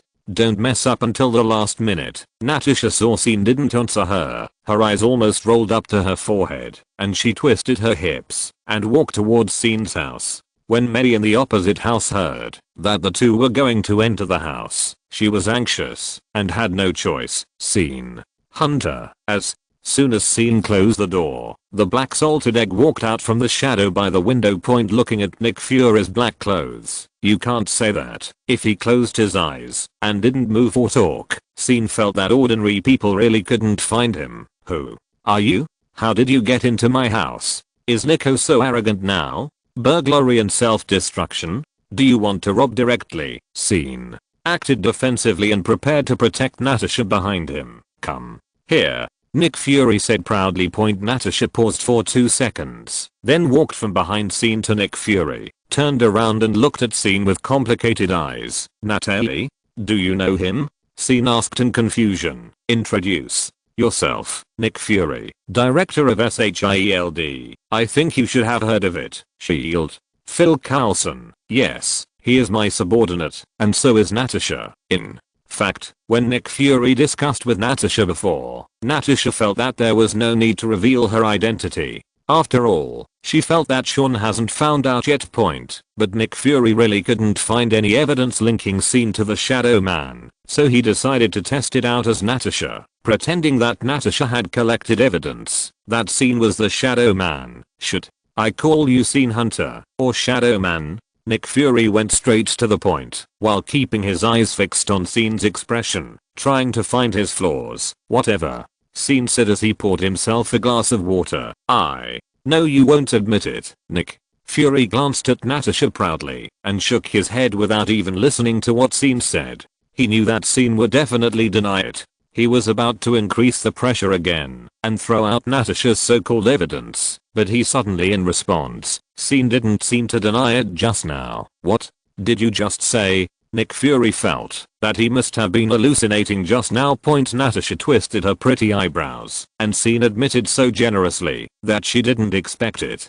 Didn't I blow myself up in vain? I said you can call me whatever you want. Yes. Chapter 39. Sorry, I don't look at men. Wait, let me slow down. Nick Fury felt that his brain as a level 10 agent was not enough. He looked at Scene. Shouldn't you deny it? How could you just admit it? Then what are all the arrangements I made? Is it my bad luck? But Nick Fury also changed quickly. What else do you want to ask? Scene said to the black salted egg generously. Just ask. I will try my best. Who are you? Scene. Hunter, don't you know? Scene looked at the black salted egg like a fool. Ah, you a mutant? Nick frowned. No. Then, where do you get those abilities? Nick stared. Born. Isn't this a mutant? Nick held his forehead. I really am not. Then, are you an alien? Nick clenched his fist. Should not be either. Should. Nick put his hand on the holster. I was born on Earth, and I think you should have found my birth information. Information can be faked. Nick Fury recalled that there was indeed this item in Scene's information. You can rest assured about this. It's 100% true. Guaranteed. So, you want to tell me that the invulnerable and powerful Shadowman is a purebred ordinary Earthling? Nick Fury spread his hands and stared at Scene, who was sitting opposite him. His eyes almost popped out. Do I look like a fool now? A little bit. Scene looked at Nick Fury's dancing and wanted to laugh, but he couldn't help it. Puff. Nick Fury turned his head to look at his trusted agent, and Natasha regained her professionalism in a second, looking at Scene opposite with a stern face, but the corners of her mouth that seemed to move betrayed her. Then, let's just assume you're an ordinary Earthling. What do you mean by temporarily? I'm one. Nick Fury looked at Scene, who interrupted him with a frown, and Scene had to raise his hand to signal him to continue. If it weren't for Scene's cooperation, Nick Fury would have wanted to turn into a fucking fuckman. Did you save Tony Stark? No, I made it very clear when Coulson asked me about him, and I didn't lie. But you concealed your whereabouts for those few months. You were not in Afghanistan at all. How did you know Tony's location? Nick Fury felt that his conversation with Scene not only did not solve his doubts, but made him more confused the more he asked. Well, Scene thought about it. The Hydra Shield branch of the organization didn't seem to be very safe, so it was better not to expose the matter of the Ancient One and the Sorcerer Supreme to too many people. I can tell you, but only you and Natasha can know it, and it cannot be kept in your bureau. Scene looked at Nick Fury and said, why? Nick Fury and Natasha asked almost at the same time. They felt that Scene had even acknowledged his identity, and they didn't understand why he had to make such a request on this matter. Scene didn't answer. Okay, I promise you. Nick Fury signaled Natasha with his eyes, and the two began to fumble around on themselves and turned off the recording and video equipment. This world is not as simple as we see it.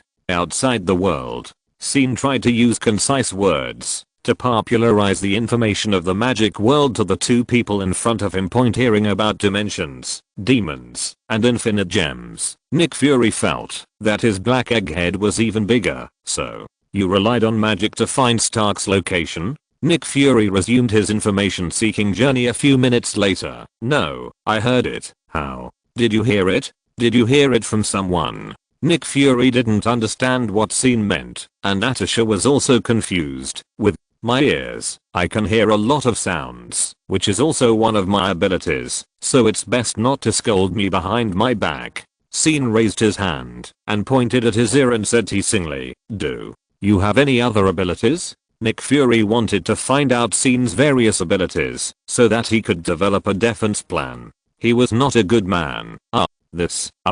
SYN secretly glanced at Natasha, which made Natasha look puzzled. Black tea, hearing SYN's sudden brainless words. Natasha was stunned for about 10 seconds before she reacted. Close your eyes. She stared at SYN angrily. I don't want to save face. What do you mean? Nick Fury looked at the two of them, suddenly started flirting and spreading dog food. I had dinner at night, and I'm full now. He can see through. Natasha rolled her eyes and looked at SYN, who was laughing meanly. No wonder she sometimes felt that his expression was suddenly wrong before. What color is mine? Nick Fury obviously wanted to verify it. Sorry, I don't see men. I'm afraid of Sty. Your ID is in the inner pocket of your fur coat. It turns out that your full name is Nicholas Joseph Fury. SYN glanced at it and said with a smile. Natasha obviously didn't know Nick Fury's full name and looked at her superior with a face full of curiosity. Not many people know it. Nick Fury now believed that SYN could indeed see through things. Why did you participate in the battle in Upper Manhattan? I was excited to see how powerful those two guys were. SYN didn't say he was going to pick up Peter, nor did he say anything to stop them. He didn't want Nick Fury to think he was a superhero like Tony. Then, Morocco, this is considered work. Natasha knows that I'm a shareholder and consultant of Stark Group. Natasha was still angry about SYN's disclosure of her information just now, and she didn't bother to pay attention to him. Wait. Natasha suddenly frowned and interrupted their conversation. You said you can hear the voices you want to hear, and your eyes can see through? Natasha realized something was wrong. Doesn't that mean you knew my identity a long time ago? Yes. SYN had to admit it. Scumbag. Liar. Natasha felt that she had been deceived in her body, and most importantly, in her feelings. SYN didn't know how to explain. Could it be that I knew you were an agent and came to seduce me, but I was sincere to you? Who would believe this if I told anyone? Nick Fury sorted out all the questions he had asked SYN today. He raised his head and continued. Why did you tell us this? Haven't you been hiding your identity? This is not a conflict. I just don't want to be like Tony. I'll keep a low profile if I can, because I really don't want to care about those things. SYN's phone rang suddenly. It was Tony calling, so he pressed the speaker. SYN, do you know? It turns out that there is a new element that I haven't tried. I didn't expect that my dad would teach me after being dead for so many years. I think this new element should be able to save my life. By the way, Natalie is from SHIELD. They asked me about you, but I fooled them casually. How about it? Nice work, right? Listening to Tony's words, Nick Fury's face became even darker. He decided to go back and ask Coulson why he didn't tie Tony up and let him run around. Chapter 40. I have the final say on this shield. Stark, how did I warn you? You damn fuck. Tony was still feeling smug when he suddenly heard a greeting from the damn fuck man. SYN. What did you say? I'm running. The signal here is not very good. Hello. Hang up first. Listening to the busy tone on the phone, SYN smiled and shook his head. Nick Fury was a little helpless about his old friend's son, but he was still very happy to hear that he had solved the puzzle left by Howard and could successfully save himself. There is another question. You going to ask about New Mexico? As soon as Nick Fury raised his butt, Scene knew what he was going to do. Yes. It feels bad to be seen through. Nick Fury had a gloomy face. In the past, he was the one who saw through other people's minds. There is nothing that can't be said about this. Do you know Norse mythology? You don't mean to say that it's all true? Natasha listened to Scene's talk today, and her ability to accept has obviously improved a lot. Not all of them, but at least some of them are.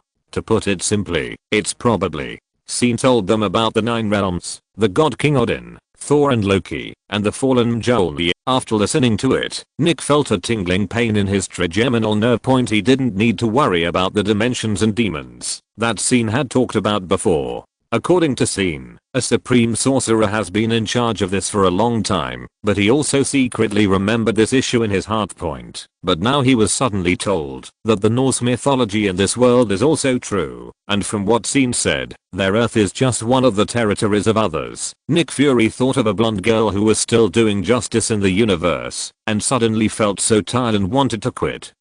And wanted to call her back to take over. He had been dealing with some abnormal phenomena and people before, and at most they were super soldiers and mutants. Now he felt that his world was really wonderful. After listening to Scene's words, he felt more and more that the team he was preparing needed to speed up. I want to invite you to join SHIELD. Nick Fury looked at Scene and said sincerely. This was actually what he had thought of before coming.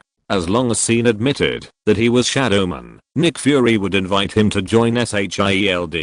If he could control Scene in his hands, that would be the best. If not, he would also try to study Scene's weaknesses. I won't join.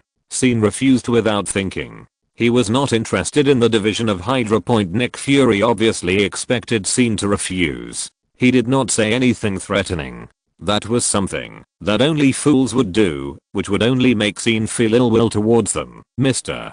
Hunter, I think you also know that our SHIELD specializes in dealing with various mysterious people and things. Your strength is too strong, and we can't just leave it alone. So, you want to lock me up? Scene raised the empty water cup in his hand, without even looking at Nick Fury, as if to say, you are no different from this cup to me. No, no, no, of course not. I'm forming a team, which is independent of SHIELD. It contains all kinds of strange people. Of course, those with special abilities will definitely be treated specially. The members of the team do not need to be like the agents in the bureau. They only take action when needed. Scene knew that Nick Fury was talking about the future Avengers, who are in your team now. Scene looked at the black salted egg opposite with interest. There are only 2 agents in the bureau for the time being. Nick Fury was a little embarrassed. Do you think I will join? Scene said disdainfully. There are only 2 kittens. If he really joins, he will be very busy. Nick Fury wanted to say yes, but it was obvious that the smile on Scene's face was mocking him. Okay, let's put this aside for now. As I said before, your strength is too strong. We can't just leave it alone. Nick Fury is a thoughtful person. He also thought of this situation early. Since you are now shareholder and consultant of Stark Group, and Natasha also works in Stark Group, I will let Natasha be your exclusive contact person. Natasha did not express anything after Nick Fury finished speaking. It was obvious that he had communicated with Natasha in advance about this matter. Scene wanted to refuse, but after looking at Natasha, he nodded. The beauty's hygienic eyes made him feel helpless. I hope Mr. Hunter can try to control his behavior in the future.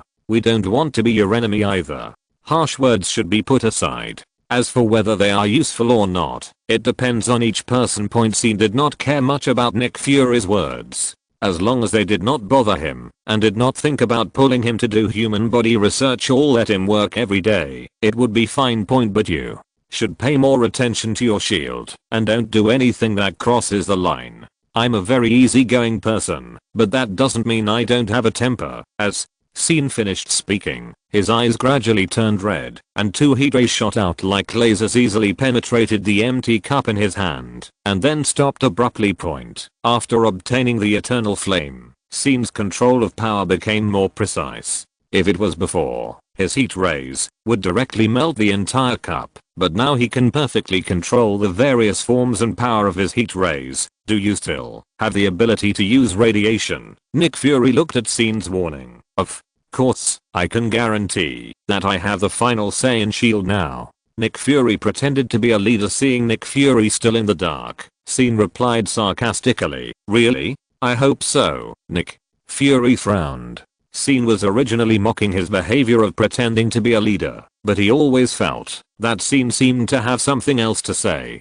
Could it be that there was a hidden player in the bureau? Or something I didn't know? Then, I'll leave first. Natasha, I'll leave this to you. Nick Fury shook his black egg head. He was very confident in his control of S.H.I.E.L.D. Nick Fury opened the door and walked out. Mehdi on the opposite side saw through the cat's eye that there was finally movement in Scene's room.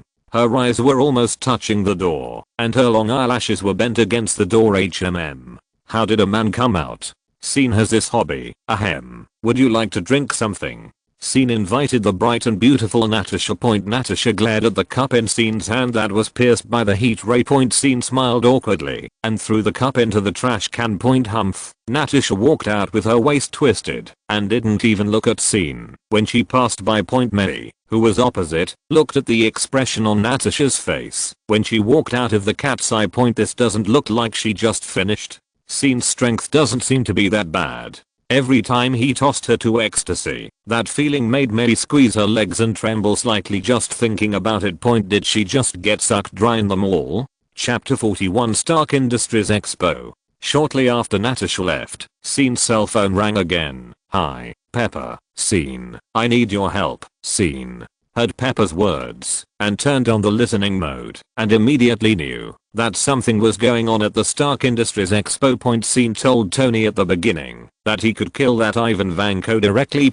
Scene originally planned to open the portal directly, but after thinking about it, he went out to Natasha's side. "What are you doing?" When Natasha saw Scene knocking on her door, she suppressed the rising corners of her mouth and opened the door with an "I'm unhappy" expression on her face. "I really want to answer fuck, but now is not the time," Scene said helplessly and made Natasha stare. Natasha wanted to slam the door directly on Scene's face, but he wouldn't be hurt anyway.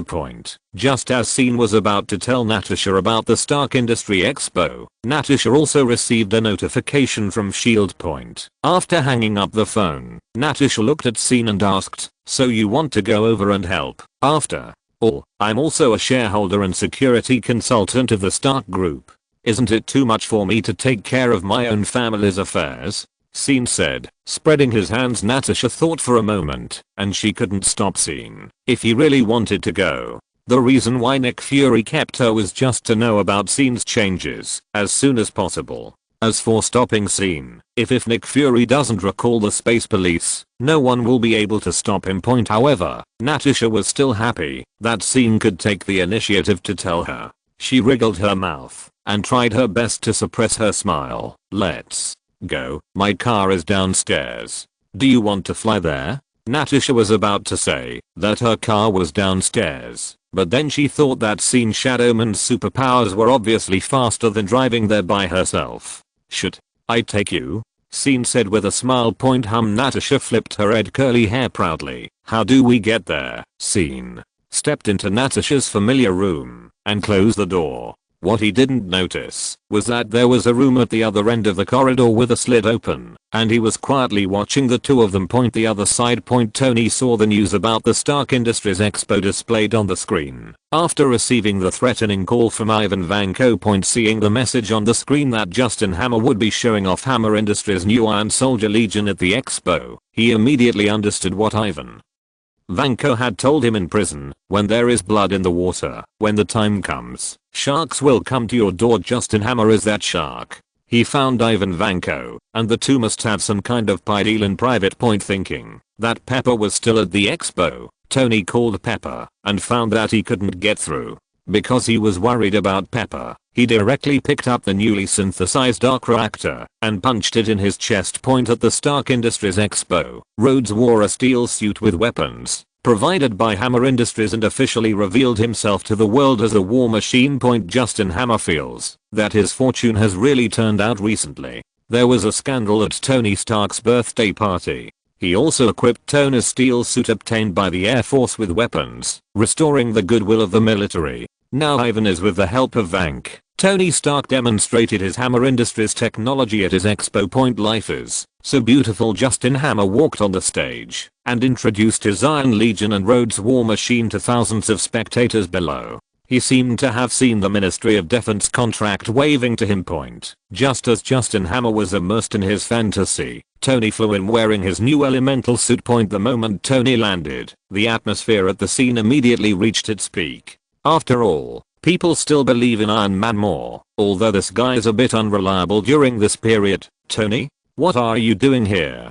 Rhodes was also surprised to see Tony suddenly appear. He was afraid that Tony was here to ruin the place. Rod, listen to me. Something is wrong. There are people down here. I was ordered to come here. I don't want to fight with you here, Rhodes said angrily. Tony was waving to the people below while explaining the situation to Rod.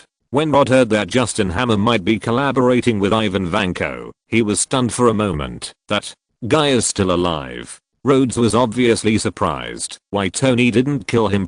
Justin Hammer obviously didn't realize that he was exposed and was still interacting with the audience, trying to link Tony's appearance to him. Where is he? Tony asked Justin Hammer. Justin Hammer said shamelessly, Oh, wait, what's going on? What are you talking about? What are you doing here? Rhodes was about to say something, but he saw the screen in front of him suddenly started to operate by himself. Tony, something's wrong. Tony turned to look at the Gatling electric mosquito coil carried on the back of Rhodes' suit and quickly turned the gun and aimed it at him. What are you doing? It's not me. It's not me. Run quickly. The system is completely controlled. Just when Rhodes finished speaking, all the steel soldiers from Hammer Industries on the stage raised their weapons and pointed them at Tony. Tony's reaction was also quick. He knew that no matter whether he dodged to the left or right, the audience at the expo would be the ones who would be hurt in the end.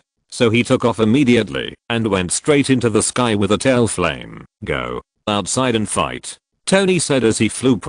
As soon as Tony took off, all the Iron Soldiers immediately opened fire, including Rhodes' battlesuit.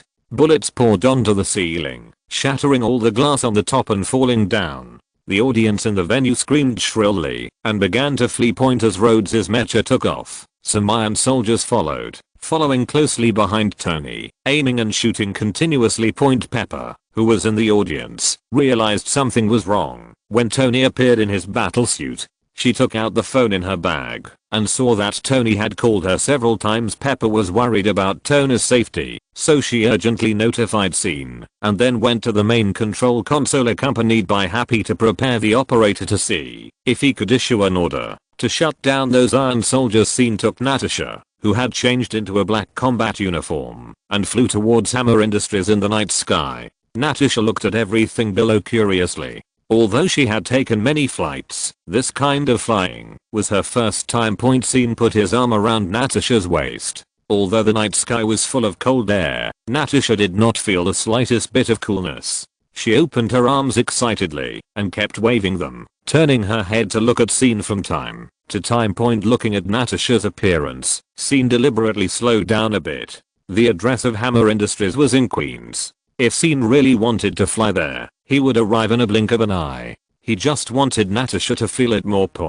Just when Natasha was as happy as a child, Scene frowned slightly. He turned his head and looked at the southwest direction. He just felt a familiar force, and the mighty thunder force flashed by. Probably some unlucky guy who couldn't lift the hammer. If you're listening to this novel on a channel other than Fanfic World, it means they downloaded and uploaded it without effort. We cordially invite you to visit our channel, Mundo Fanfic Novelos. There you'll find the original version of this story and you can explore many other novels of various genres. We're waiting for you to immerse yourself in a world of incredible novels. Chapter 42. I knew you two were having an affair. Although they were flying very slowly, Scene and Natasha quickly arrived outside the Hammer Industrial building. Scene took a glance and found that Ivan Vanko was not here. He seems to have left, but the computer that controls those steel soldiers is here, Scene said. Then I'll stay here, and I'll see if I can shut down the Iron Legion directly using Hammer Industries computers. You go to the expo to help. Natasha looked at Scene's habitual instructions, and she realized, after she finished speaking, Scene was not one of her men at SHIELD. However, Scene didn't care. He gave the commanding Natasha a palace salute. As you command, beautiful lady. Seeing Scene playing tricks, Natasha snorted softly, turned her head, and walked towards Hammer Industries. Scene also received a call from Tony at this time. Oh, hello. Is that black braised egg still with you? Left long ago. That's great. I wonder if my security consultant is free now. Your boss is being chased by his friends with a group of cold machines. Tony's request for help was so personal. I just sent Natasha to Hammer Industries. She will use the host here to try to unlock the control and shut down the Iron Legion. If you had listened to me and killed that Ivan Vanko, how could you be like this today? No trouble. Scene said angrily. When Tony heard Scene's complaints, he dodged the cannonballs fired by the steel soldiers behind him and said, next time for sure. But can you help me first? These flies are really annoying. I don't know what's going on over there at the expo. I'll go to the expo, and you can take care of the flies behind you. Also, did you just say Natasha? Don't pry into things between adults. I can only tell you that it's very moisturizing. Even the foot bath is fragrant. Scene knew that Tony was interested in Natasha, so he deliberately provoked him. Scene took a look at Natasha's wonderful fight in Hammer Industries. Those security guards didn't look enough in front of her. After confirming that there was nothing that could threaten Natasha, he found the direction of Tony's voice and flew directly over. I knew you two were having an affair. Scene hung up the phone amid Tony's jealous roar. Scene was heading towards the expo at full speed. A thunderous sonic boom sounded in the sky, and the next second Scene was already above the expo point looking at the steel soldiers below who had received the order and started to take action, as well as the crowds of people running away. Golden flames appeared on Scene's body, and then his clothes changed into the previous Shadow Man's clothes. Except that the original black suit showed there is a faint hint of dark gold when it comes up, and you can't find it without looking carefully. This is Scene's newly discovered ability. After he absorbed the eternal fire, he discovered that to a certain extent, he was now a god, and the power of the eternal fire was his divine power. Thor can change his costume through the power of thunder, and so can Scene's eternal fire. Scene could use magic to transform clothes before, but the magic transformation was not very strong, so he went to find a set made of vibranium. And now he feels that the costume he has transformed using the power of eternal fire is better than the previous vibranium suit. Just when the steel soldiers underground were preparing to launch an attack on the entire expo, almost in an instant, the chests of all the steel soldiers became empty, which happened to be the location of their energy source. Traces of violent disassembly can also be seen on the chests of all iron soldiers, as if someone directly inserted their hands into their chests and pulled out their energy source. With the loss of energy, all the steel soldiers' ready to fire guns were turned off, and their heavy bodies hit the ground. The people running around noticed the strange behavior of the iron soldiers, and then they stopped and boldly took a look. After dismantling all the reactors, Scene used the eternal fire to burn them all into slag, and then flew towards the main hall of the expo. At the operation console of the main hall, Pepper and Happy were about to ask the operators to shut down the Iron Legion, but were stopped by Justin Hammer. This is all your boyfriend Tony's fault. Why did he come here when he was fine? He was obviously fine at the scene. Justin Hammer is still dying, and he wants to put all the problems on Tony. With a bang, Scene landed next to the console. Justin Hammer, who was startled, immediately behaved like a little chicken when he saw the cracked ground under Scene's feet.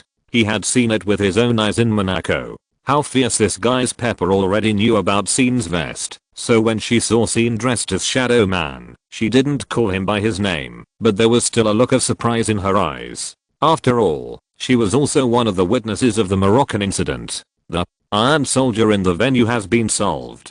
Tony's side. Scene paused, tilted his head, and listened for 2 seconds before continuing. It seems to have been solved.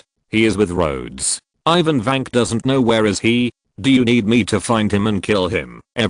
Word in scene's flat tone hit Justin Hammer's heart like a heavy hammer. What is solved? The Iron Legion that I spent so much money to build. Also, what does it mean to find Ivan Vank and kill him? Boss, are you so ruthless? Just as Pepper was about to say something, 2 video contact boxes appeared on the computer screen on the console, showing the faces of Natasha and Tony. Tony, I helped Rod remove the restrictions of the suit. I saved your good friend for you. Now I will restart the program for him. Thank you very much, Agent Romanov. Tony was defeated by Scene and deliberately teased Natasha with her hidden identity point. Hearing Tony's jizzing, Natasha noticed the video frame on the screen next to her. It was the main hall where Pepper and Scene were. So she pretended not to know and deliberately cared. It looks like your new energy board is very good and your vital signs are also normal. You should be fine now, right? Thanks to you, I won't die for the time being. Tony didn't realize that this was a trap at all and stepped into it. What? Do you mean you won't die? You mean you were going to die, right? Pepper rushed to the screen of the console and asked immediately after hearing Tony's words. Pepper. No, I'm fine now, don't worry. Tony's anus tightened when he heard this familiar voice. What the hell is going on? I was going to tell you, but I was afraid you would worry. You didn't even give me a chance to tell you. Tony explained in a low voice. He felt like he might have to kneel down on the keyboard when he returned. What? Do you mean you were going to tell me? Why didn't you tell me at the beginning? Natasha suddenly felt a little regretful. Why did she feel like they were showing off their affection? Just as the two of them were arguing, Natasha noticed that several Iron soldiers were approaching on the screen and immediately warned them. Pepper also turned to look at Scene, hoping that he would go over to help. Scene nodded and flew directly to Tony. While Tony and Rhodes, who had just woken up, were still arguing about who should stand in which position, the few remaining Iron soldiers quickly flew to their area. Looking at the Iron soldiers that were landing one by one to form an encirclement, Tony and Rhodes realized that they had wasted too much time. Do you need help? Chapter 43. Let my ex-wife give him a shot. Tony, who was originally surrounded by the Iron soldiers, instantly gained confidence after hearing the voice coming from the sky. Wait a minute. Wait. For what? Rhodes looked puzzled. He watched the Iron soldiers surrounding him more and more tightly. The overwhelming momentum made him, a veteran soldier, a little nervous. Rhodes, get down. As Tony shouted, Rhodes trusted and got down. Tony raised his arms, and 2 small devices popped up on the Iron suit. At the moment when the Iron soldiers attacked them, Tony opened his arms and aimed at the Iron soldiers. 2 extremely thin red lasers were like sharp blades, ruthlessly cutting through the bodies of all the Iron soldiers and everything they swept through as Tony's arms rotated. Wow. This is a good move. Rhodes raised his head and looked at everything on the field that was split into and praised it. He was a little envious of Tony's ability to always come up with some strange weapons. Tony unloaded the device on his arm while looking at Scene, who was slowly landing. This move was inspired by Scene. It was useful, but it could only be used once. After landing, Scene looked at Tony with a smile on his face. It's interesting, but it's a pity that it's not long enough. Tony always felt that something was wrong with Scene's words. Just as Tony was about to retort, an obviously special steel soldier flew over, and as the mask was removed, Ivan Vanko's old face was revealed. Tony. Ivan. Vanko was obviously going to say a few harsh words to mock him, but he suddenly saw the black figure on the field. That made him remember deeply, and he was stuck for a moment. Humph. No matter who it is today, they can't stop your death. Ivan Vanko threw his arms, and 2 long whips full of energy stretched out. Feeling the bonus brought by the carefully crafted steel battle suit on his body, he instantly felt a surge of confidence. Let me do it. Rod was regretting that he had no chance to fight in the previous battle. It was too embarrassing. Now there was another person who came to deliver food to his door, and this person looked different from the miscellaneous soldiers just now. If he defeated this person, he could brag in front of Tony. Tony saw that his good friend was so confident, thinking that the military should have equipped him with some special weapons. So he made a gesture of invitation. Rod took a step forward, and as the operating system issued an instruction, the left shoulder of his battlesuit opened, revealing a delicate small cannonball. Look, I will use my ex-wife to kill this guy in one shot. Rod was full of confidence. What did he say about him? Tony was stunned. He couldn't believe what he just heard, and turned to look at Scene for confirmation. Scene was also stunned. Justin Hammer's name was so cheap. Couldn't you change the word? Must you be so honest? The slow ignition process started, and the shells on Rod's shoulders were ready to go. He thought to himself, when the guy on the opposite side is blown to pieces, you two will know how powerful my ex-wife is. Whoosh. The petite missile dragged its tail flame and hit Ivan Vanko. Ever since Rod said he would use his ex-wife to deal with him, Ivan Vanko seemed to be not afraid at all. He stood there without dodging or evading. When the missile was approaching, he even took the initiative to straighten his chest to meet it. Sting, accompanied by the sound of metal colliding. The moment it touched Ivan Vanko's battlesuit, Rod's ex-wife lost all momentum like a soft nail and bounced directly to the ground, right into the puddle on the ground. Puff, sizzle, sizzle. The tail flame of the missile was immediately submerged in water, and it went silent. Tony stared at Rod's ex-wife in the puddle with wide eyes. What did I just see? The embarrassed Rod kept greeting Justin Hammer's female relatives in his heart. It's that thing from Hammer Industries? Tony asked for confirmation. Yes, no, wonder, let me do it. Tony nodded in understanding. Hammer's things were as weak as his people. The shoulders of Tony's battlesuit opened quickly, and the light screen in front of him showed that Ivan Vanko's head, heart and other vital parts had been locked. Unfortunately, the small bomb group launched by Tony was not powerful enough, and Ivan Vanko was not damaged at all under the protection of the battlesuit. Rod felt it necessary to save the embarrassing scene just now, and raised his hands in the Gatling electric mosquito coil behind him to pour bullets on Ivan Vanko frantically. Ivan Vanko felt the pleasure of all the fierce bullets hitting his iron suit being bounced off. He swung the whip with full energy in his hand and cut off the Gatling gun behind Rod. He also swung another whip and circled Tony, who wanted to fly, and smashed him directly on the stone beside him. You going to just sit there and watch? Tony looked at Scene, who was standing there like a master with a bad temper. Didn't you tell me to wait? Do I have to wait now? Scene tilted his head, not caring about Ivan Vanko, who was showing off his power on the field. Crack. Tony, who was once again locked in the throat by Ivan Vanko's whip, saw Rod in the same situation as him and quickly shouted, if you wait any longer, you will die. Okay. The moment Scene finished speaking, Tony felt that the whip that locked him had lost its explosive energy, and Ivan Vanko's suit completely stopped and fell straight down. After coming back to his senses, Rhodes saw the big hole in Ivan Vank's chest and looked at Scene in surprise. He thought Scene also had the laser weapon Tony just had. Ho, you still lost. Ivan Vank, whose chest was pierced, kept bleeding from his mouth. He struggled to say his last words, and then the big mouth with blood foam in it looked at Tony mockingly. DDD. Each of the Iron Soldiers who had just been dismembered by Tony on the field heard a mechanical sound like a countdown.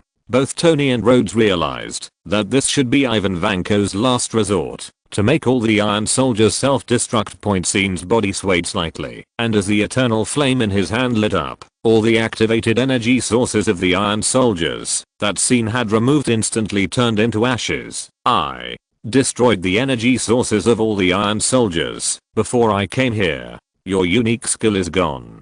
Die quickly. Don't hold on. Seeing Scene defuse his final killing move so lightly, Ivan Vank finally breathed his last unwillingly. Pepper is still waiting for you. You'd better think about how to explain to him that you were about to die. Seeing that this guy was so angry at his words, Scene turned to look at Tony. Tony just breathed a sigh of relief, and when he heard Scene's reminder, he immediately replied with a constipated look on his face. Can you come with me? Haha. Scene immediately set off a wave of air and flew away. Tony turned to look at his good friend Rhodes with a flattering look on his face. You're still wearing my suit? With a click, Rhodes' opened mask closed directly. Chapter 44. To stand the test. Things at the expo have come to an end for the time being, and Pepper and the New York Police Department, who have arrived in a hurry, are handling the finishing touches. Justin Hammer, who was handcuffed by several police officers, stared at Pepper fiercely. "Do you think you can bring me down like this? Eliminate your competitors? We will meet again soon." George Stassi, who had just arranged the evacuation, came over and looked at Justin Hammer, who was still yelling at Pepper, and gave him a hard elbow point. "It's you, the damn guy, who caused such a big mess, preventing me from being able to stay at home with my cute little cotton padded jacket." Instructing his men to escort the bent over Justin Hammer into the car, George Stassi turned his head and looked at Pepper. "Miss Potts, people are already being evacuated, and the injured people are being sent to the hospital. Do you want to do it? Escort you first. I'll wait until everyone is evacuated before leaving." At this moment, Tony was still flying over here hesitantly. Scene flew all the way outside the Hammer Industries building, which was surrounded by the New York police. Natasha was standing at the door to hand over to the police personnel. Seeing Scene flying over so loudly that all the police officers aimed their guns at him, Natasha was stunned and quickly stood up and communicated to the police that Scene was with her. Many police officers recognized Scene Shadowman's identity and were secretly wondering whether they should take out their mobile phones to take photos. "Do you want to hide your identity, or do you want to announce it directly to the world?" After hearing Natasha's words, Scene raised his hand and tapped the mask on his face. Natasha pouted speechlessly. She had to say that Scene's mask was indeed very confusing.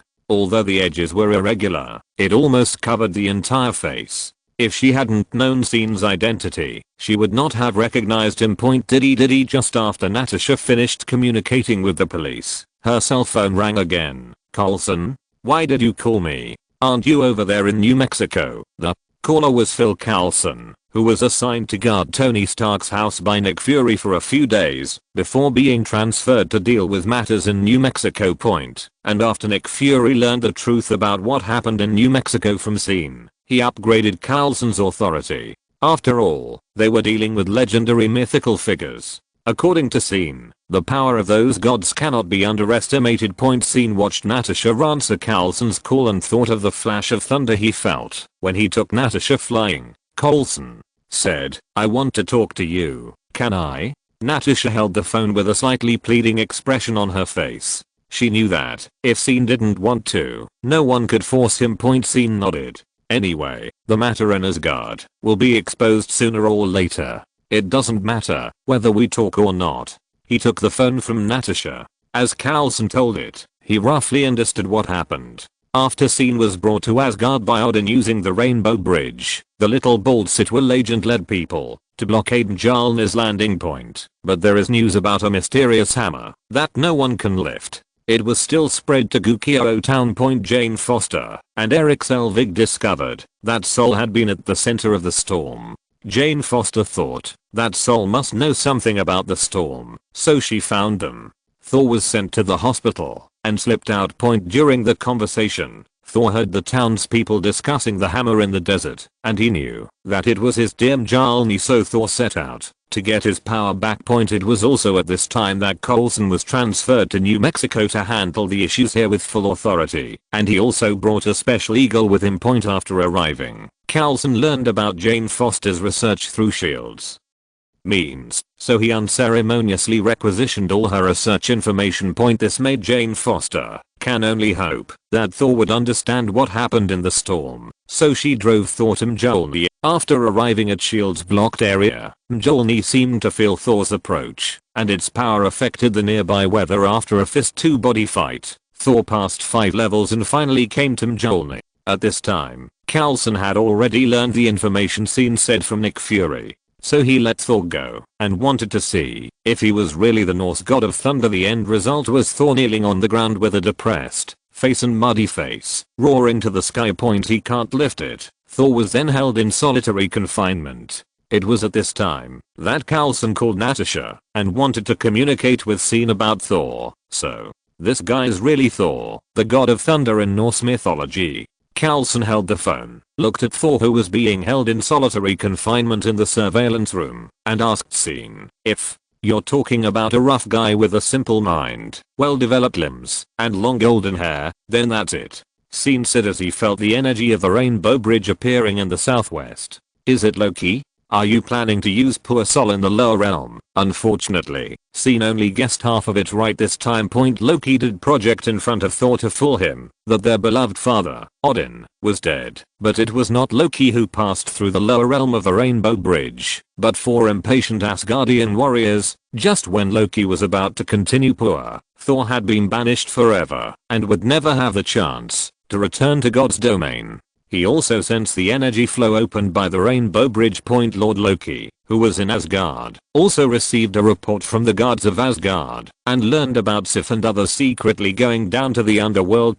Gan, he had just deceived his brother Chu. If they met, wouldn't the secret be revealed? Loki looked at Gangnir in his hand, became heartbroken, and turned around to go to Odin's treasure house. Thor watched Loki disappear. As soon as he finished speaking, he thought it was because of his father's death that Loki didn't want to communicate too much with him. I have to hang up first. There seems to be a new situation here. Coulson also received a report from his men at this time, and extremely powerful energy values appeared in the area near them. What's wrong? Natasha asked curiously as she watched Scene hand back the phone. I don't know. There's probably going to be a fight over there. Scene shrugged, wrapped his arms around Natasha's slim waist, and prepared to take her home. You. Natasha felt Scene's warm embrace and gently lay on his chest. She raised her head and looked at Scene, but hesitated to speak. Say, whatever you want. Can you go over and have a look?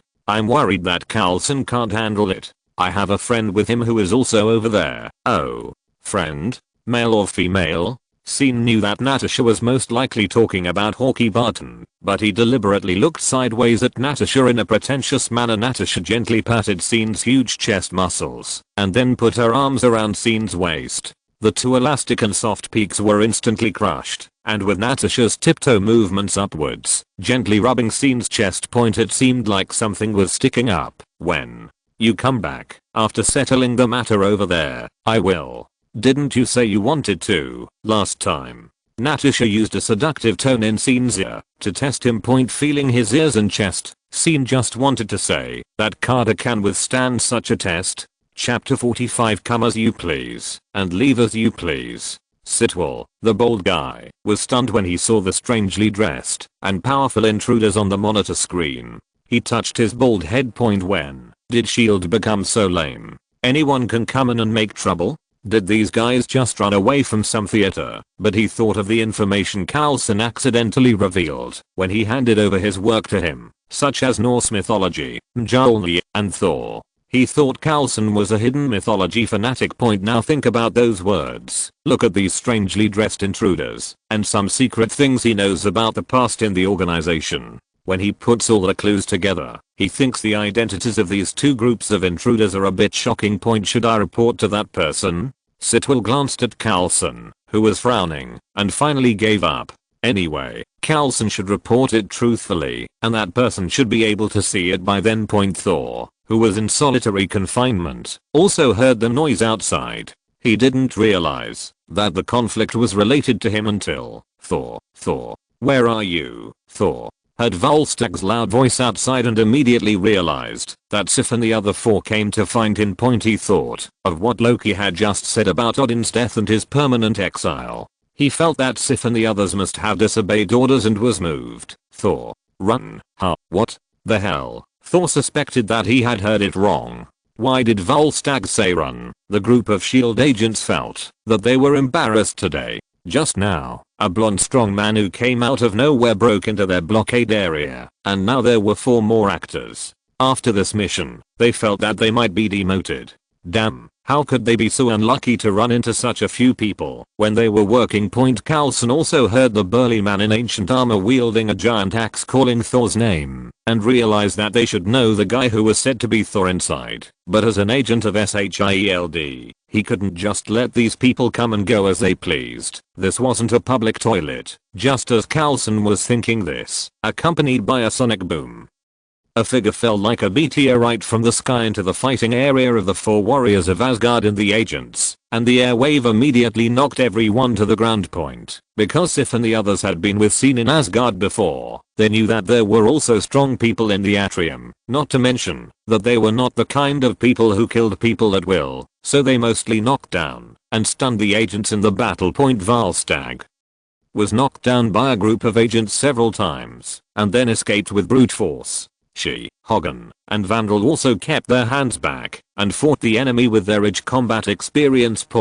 But a good tiger can't stand up to a pack of wolves. Seeing that there are more and more shield agents, and they can also feel a sense of threat that has been watching them from high in the sky. Just when Sif was about to let the three of them stop holding back, Scene arrived. Stop it, everyone. Lying down looked at the man who made a flat voice. Scene raised his right eye slightly and glanced at the eagle in the air. After the airwave caused by his landing just now subsided, he was immediately locked by the eagle's eyes. Scene recalled the soft touch before he came and the little grape that survived hard in the crack. For Natasha's sake, I won't bother with you, Sif said uncertainly. She had never seen Scene in this outfit, but she felt that his figure and voice just now were very familiar, and the violent power also had a familiar feeling. Scene looked at the goddess who was staring at him intently, blinked at her, and put his finger in front of his lips to make a shushing gesture.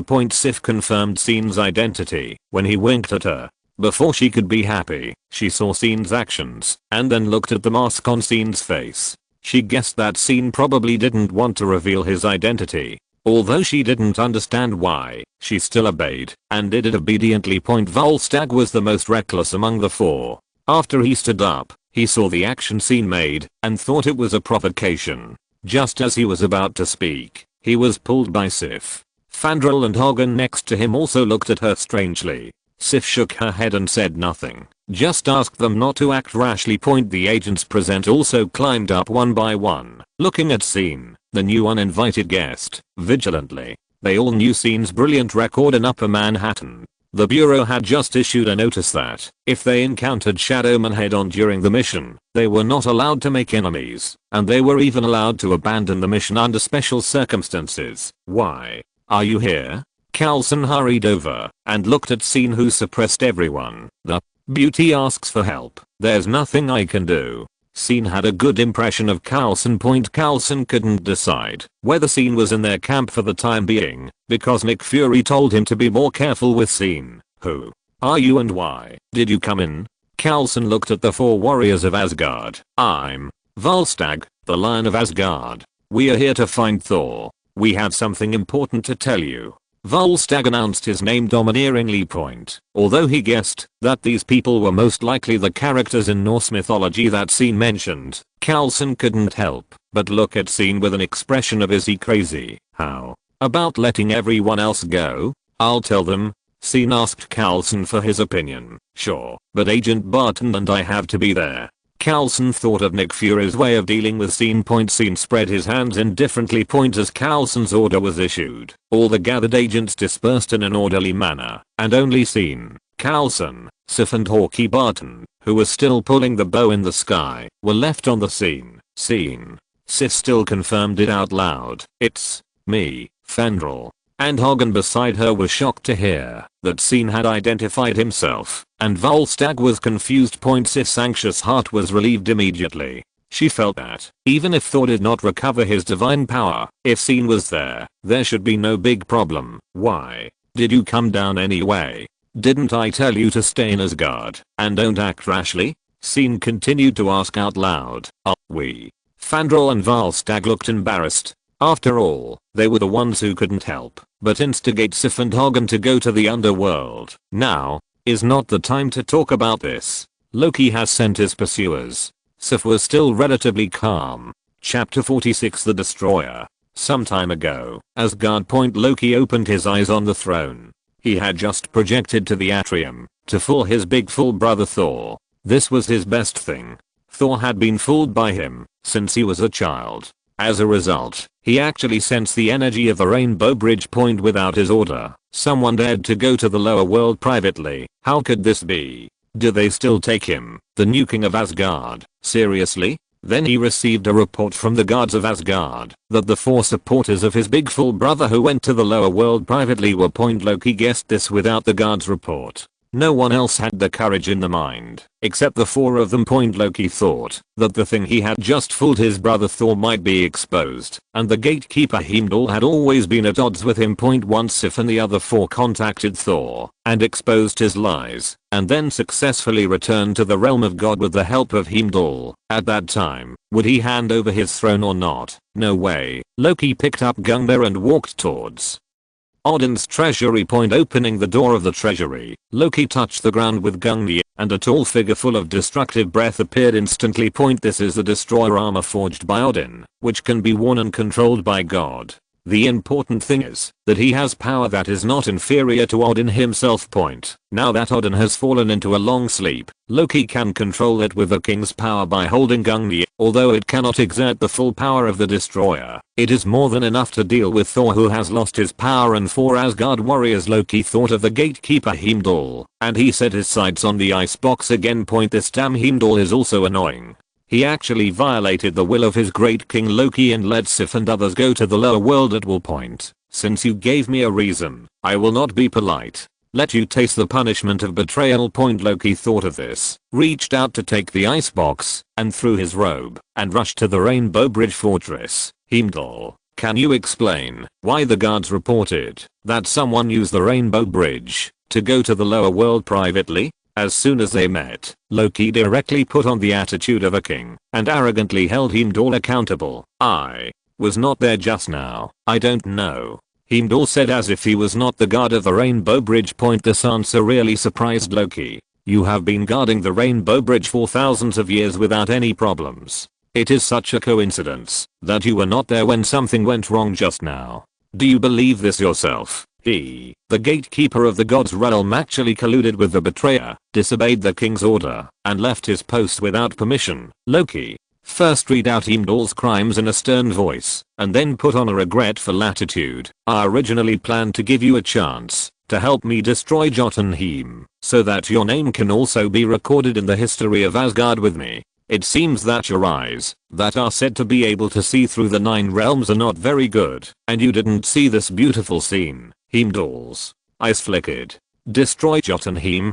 The only thing that can destroy a world is the Rainbow Bridge where he is. Is Loki planning to take advantage of it? No, he must be stopped. Now, as the king of Asgard, I officially order you to be relieved of your position as gatekeeper, and you are no longer a member of my Asgard. As Loki's voice fell, Heimdall immediately reacted. In this case, I don't have to obey you anymore. The rainbow sword was swung up instantly. Heimdall's strength is among the best in Asgard. Loki knew that Heimdall would definitely resist. With his own strength, he certainly couldn't beat this powerful gatekeeper, so he took the icebox, the treasure of the frost giants. The cold air rushed out from the icebox suspended between Loki's hands. Heimdall's body was frozen at the fastest speed. When the swung rainbow sword finally stopped, it was only a finger away from Loki's head. Loki smiled contemptuously at the frozen Heimdall, but he was actually panicking. Damn, I almost got into trouble. Fortunately, I took the icebox, otherwise I would have been beaten by Heimdall. After dealing with Heimdall, Loki put away the icebox and walked straight to the Rainbow Bridge operating table. Following the opening point of the Rainbow Bridge last time, he directly sent the destroyer over. At this time, Sif and the other 4 had just sensed the location of Mjolnir, and they found that the Rainbow Bridge behind them was opened again. After walking halfway after calling Heimdall to no avail, Sif realized that the pursuers behind her were most likely sent by Loki. Her face became solemn, and she and Fandral hurried towards the shield camp point. After listening to Sif's explanation, Scene understood the ins and outs of the matter. You mean the pursuers from your so-called god's domain are coming soon? Coulson asked Sif and the others. Midgard, watch your attitude. You can't insult the divine domain casually. Fandral warned immediately after hearing Coulson's tone. Sorry, I just want to clarify the current situation. The good old man Coulson apologized.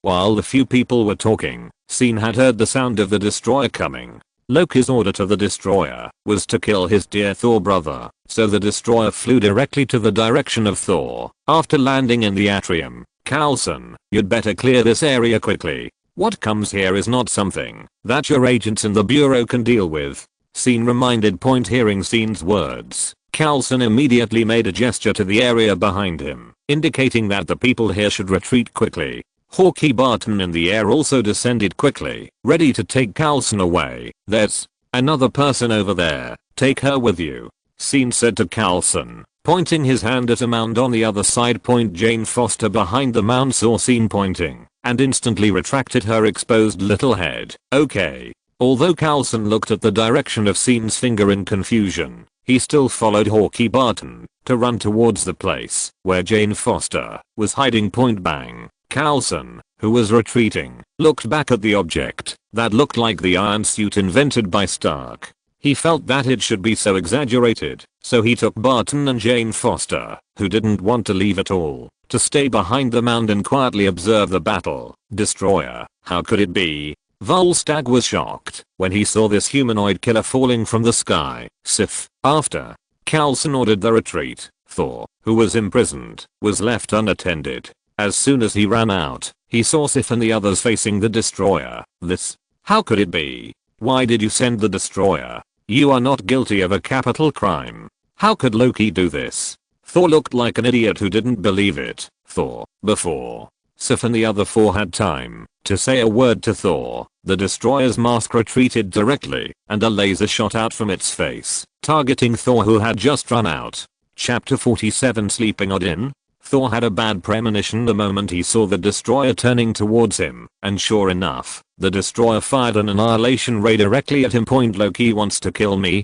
Why? As part of the truce agreement with Jotunheim, haven't I been permanently banished? Thor didn't understand, while Loki was still here with him, and had a deep brotherhood just now. But why did he turn around and send the destroyer to kill him? The annihilation ray emitted by the destroyer can destroy all matter it hits. So Sif and the others realized that something was wrong when they saw it emitting the annihilation ray towards Thor. With Thor's current mortal body, they were afraid that it would directly it was wiped out in ashes. But unfortunately the destroyer was too fast, and she and Fandral had no time to rush over to protect Thor. Seeing Thor's dumbfounded look, Sif and Fandral shouted Thor's name loudly. Point the annihilation light hit Scene's chest. Scene's clothes, transformed by the power of eternal fire, felt the power from the outside and began to light up with a golden red light. For a moment, Scene was like a big light bulb, lighting up the entire venue. It shines like daylight. Point cold sweat began to break out on Loki's forehead as he watched Scene approach him step by step against the annihilation light through the destroyer's perspective. Point, is this still a human being? Even Brother Hammer in his heyday couldn't say he could withstand the destroyer's annihilation beam without any damage. Point Sean punched out, and Loki instantly felt like he had lost the destroyer's perspective. Point looking at the destroyer armor scattered on the ground, Thor felt that he might not have woken up yet. What about permanent banishment and deep brotherhood? And now even his father's most powerful destroyer has been torn to pieces. The four Siths also looked in disbelief. They had never seen anyone survive the destroyer's hands. In fact, they were mistaken. Every time the destroyer appeared in the past, the controller was Odin. As the God King, with the blessing of Odin's divine power, the destroyer can exert its full strength. Point the destroyer here is only blessed with Loki's divine power. Although it can also drive the destroyer, it is naturally different from the destroyer, controlled by Odin. Point Scene just punched out, which seemed to be a physical attack, but in fact, his attack contained the divine power of eternal fire, which directly dispersed Loki's divine power attached to the destroyer. That's why the destroyer was struck by Scene. The scene of fisting, until it falls apart. Have we met before? Thor, who had narrowly escaped death, looked at Scene's outfit, and felt as if he had seen him before. He touched his head. This is Scene Hunter, the hero of the Atrium, a guest that God King Odin personally receives. Sif and Fandral introduced Thor as they walked over. Thor first stepped forward and hugged his friends, but Sif glanced at Scene next to her and did not join the men. My father. Thor suddenly looked sad when he heard Fandral mention Odin. Hey, cheer up Thor, we are still waiting to take you back to God's realm.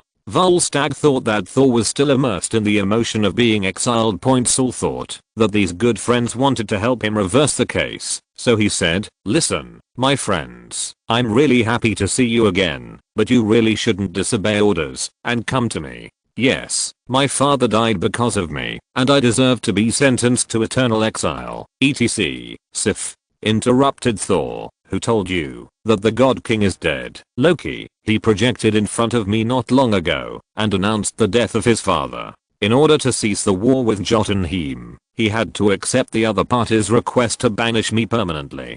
Thor said honestly what he had just said. Loki poured out all his words. "This liar."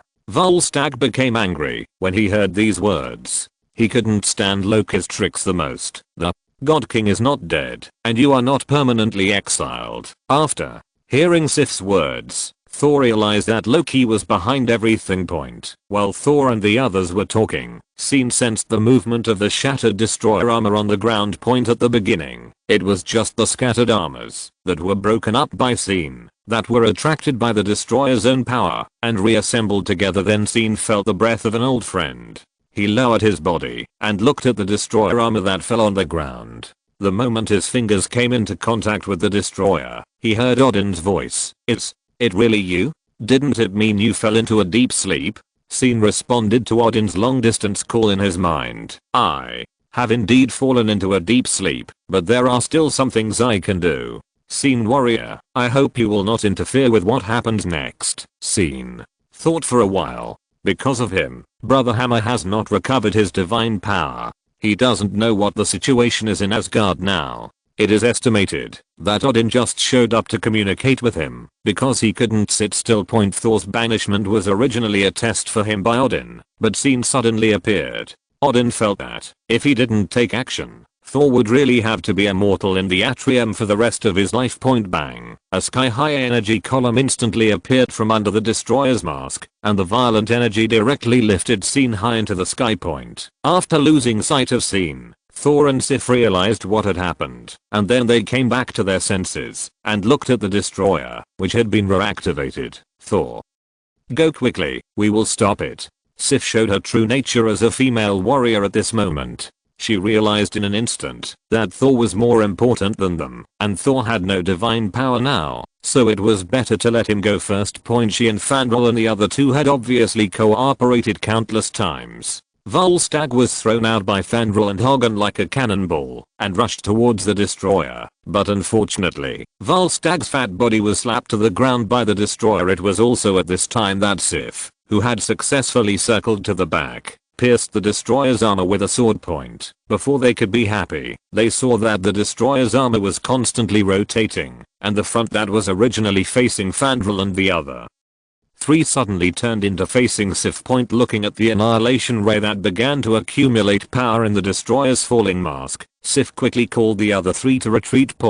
Although the annihilation ray did not hit them directly, they were still blown away by the powerful force of the annihilation ray. Volstagg looked the worst. He was the biggest and ran the slowest. He was accidentally hit by the annihilation ray just now, and his armor was torn into pieces. "Sif, Thor, why are you still here? Didn't I tell you to leave quickly?" Sif looked at Thor in disbelief. "Sif, listen to me. You have done enough. Let me do the rest." Seeing his former comrades in arms fighting side by side and sacrificing their lives to give him a chance to escape, Thor finally understood the true meaning of his father's exile to the courtyard. After comforting Sif, Thor walked towards the destroyer. "Loki," with Thor's shout, the destroyer stopped and looked at him. "I know you can hear me. Your target is me. In this case, come at me and don't involve others." Chapter 48 Shared Throne.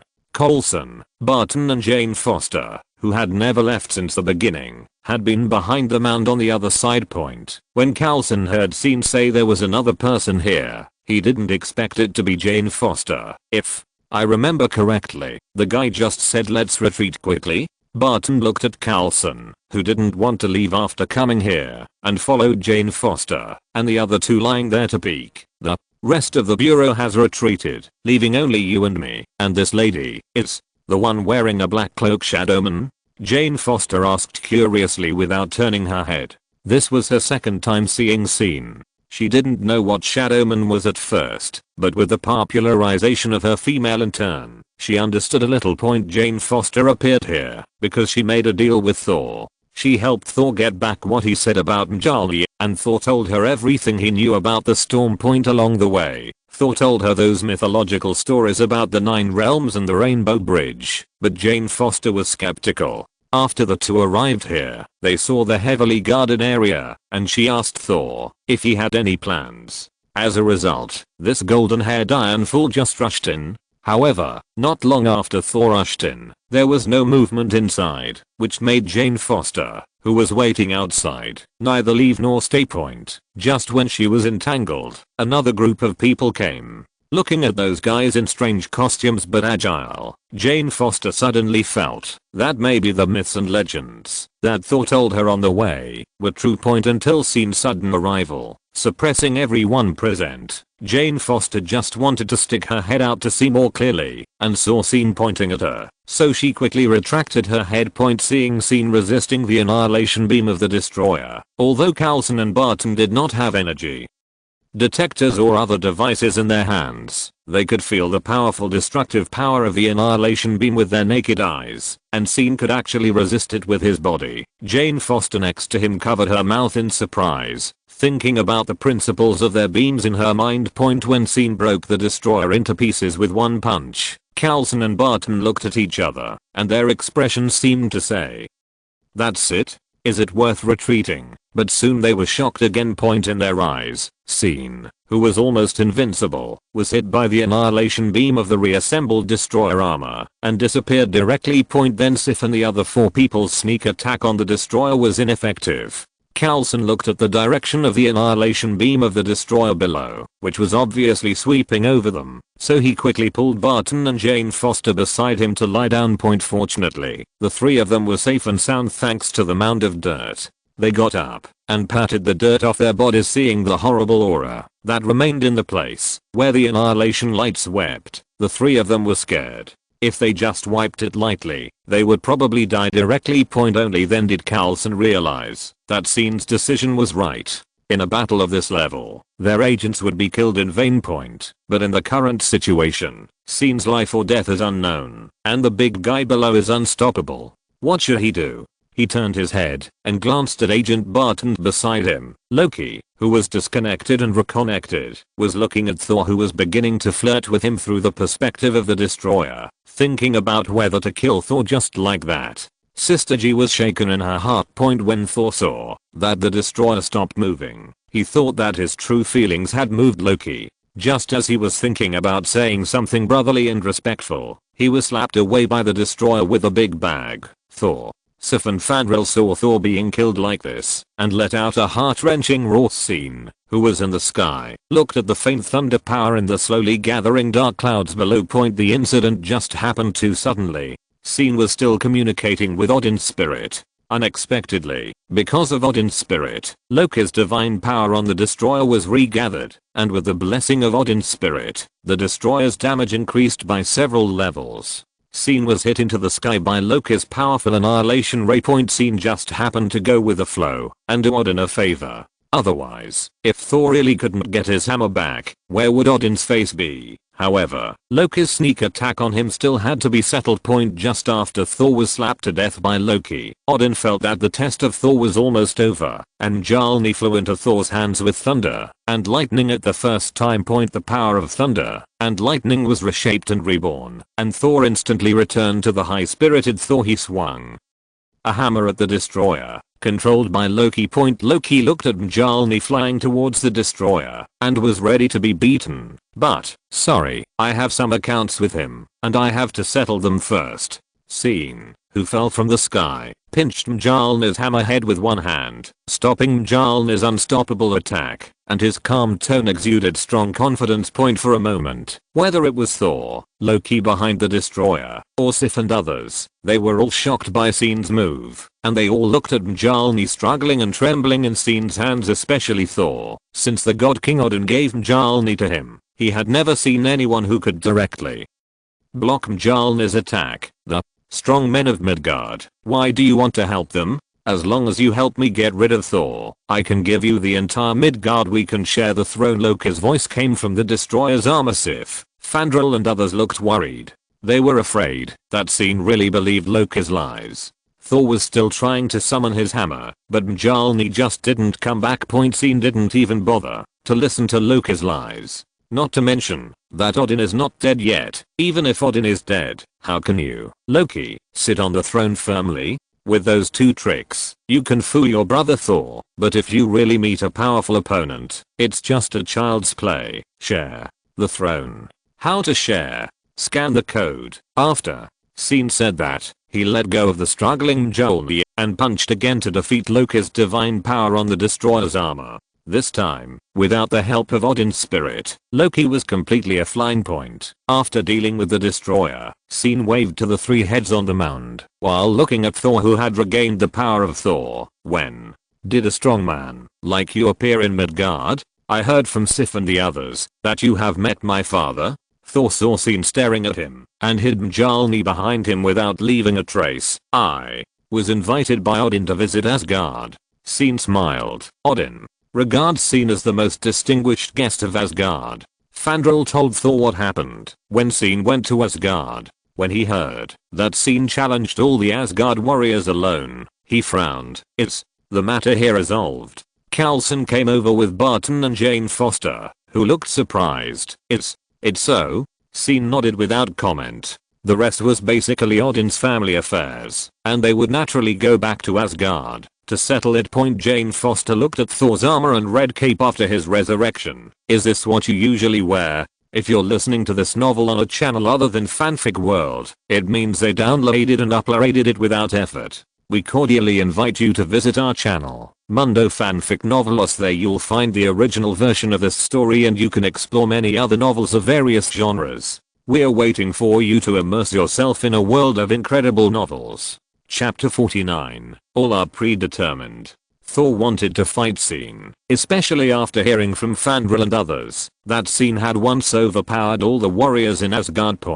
But it was obviously not a good opportunity at the moment. After this test of Odin's exile, Thor had also improved a lot. He knew what was more important now. Sif, Fandral, we have to go back to Asgard. I have to have a good talk with Loki, Thor said while swinging Mjolnir. Also, son of Kor. Thor looked at Coulson. Thor thought that the meaning of Coulson's name was the same as his own Odinson.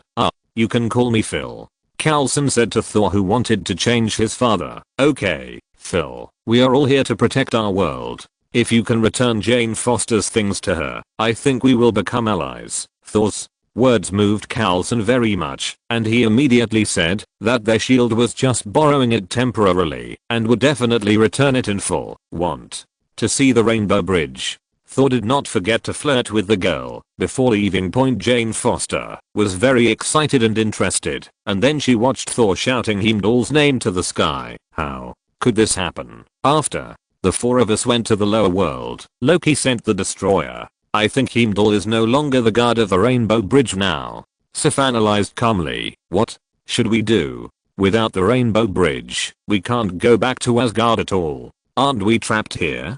Fandral also looked depressed. Scene also felt a little strange. Why didn't Heimdall put down the Rainbow Bridge to pick up Thor and the others? What he didn't know was that Loki didn't intend to pay attention to Heimdall. It was because Scene showed too much strength that Loki thought he had to take control of the Rainbow Bridge in his own hands, so as to prohibit Scene and Thor from entering Asgard. In Asgard, in front of the Rainbow Bridge fortress, Loki looked at the frozen Heimdall. He was indeed one of the top 3 or 4 masters in the god's domain. Even the power of the icebox was broken. Looking at Heimdall's eyes that saw through everything under the ice, Loki took out the icebox with a wicked smile, gave him a second reinforcement, and then walked into the Rainbow Bridge fortress to prepare to execute his plan.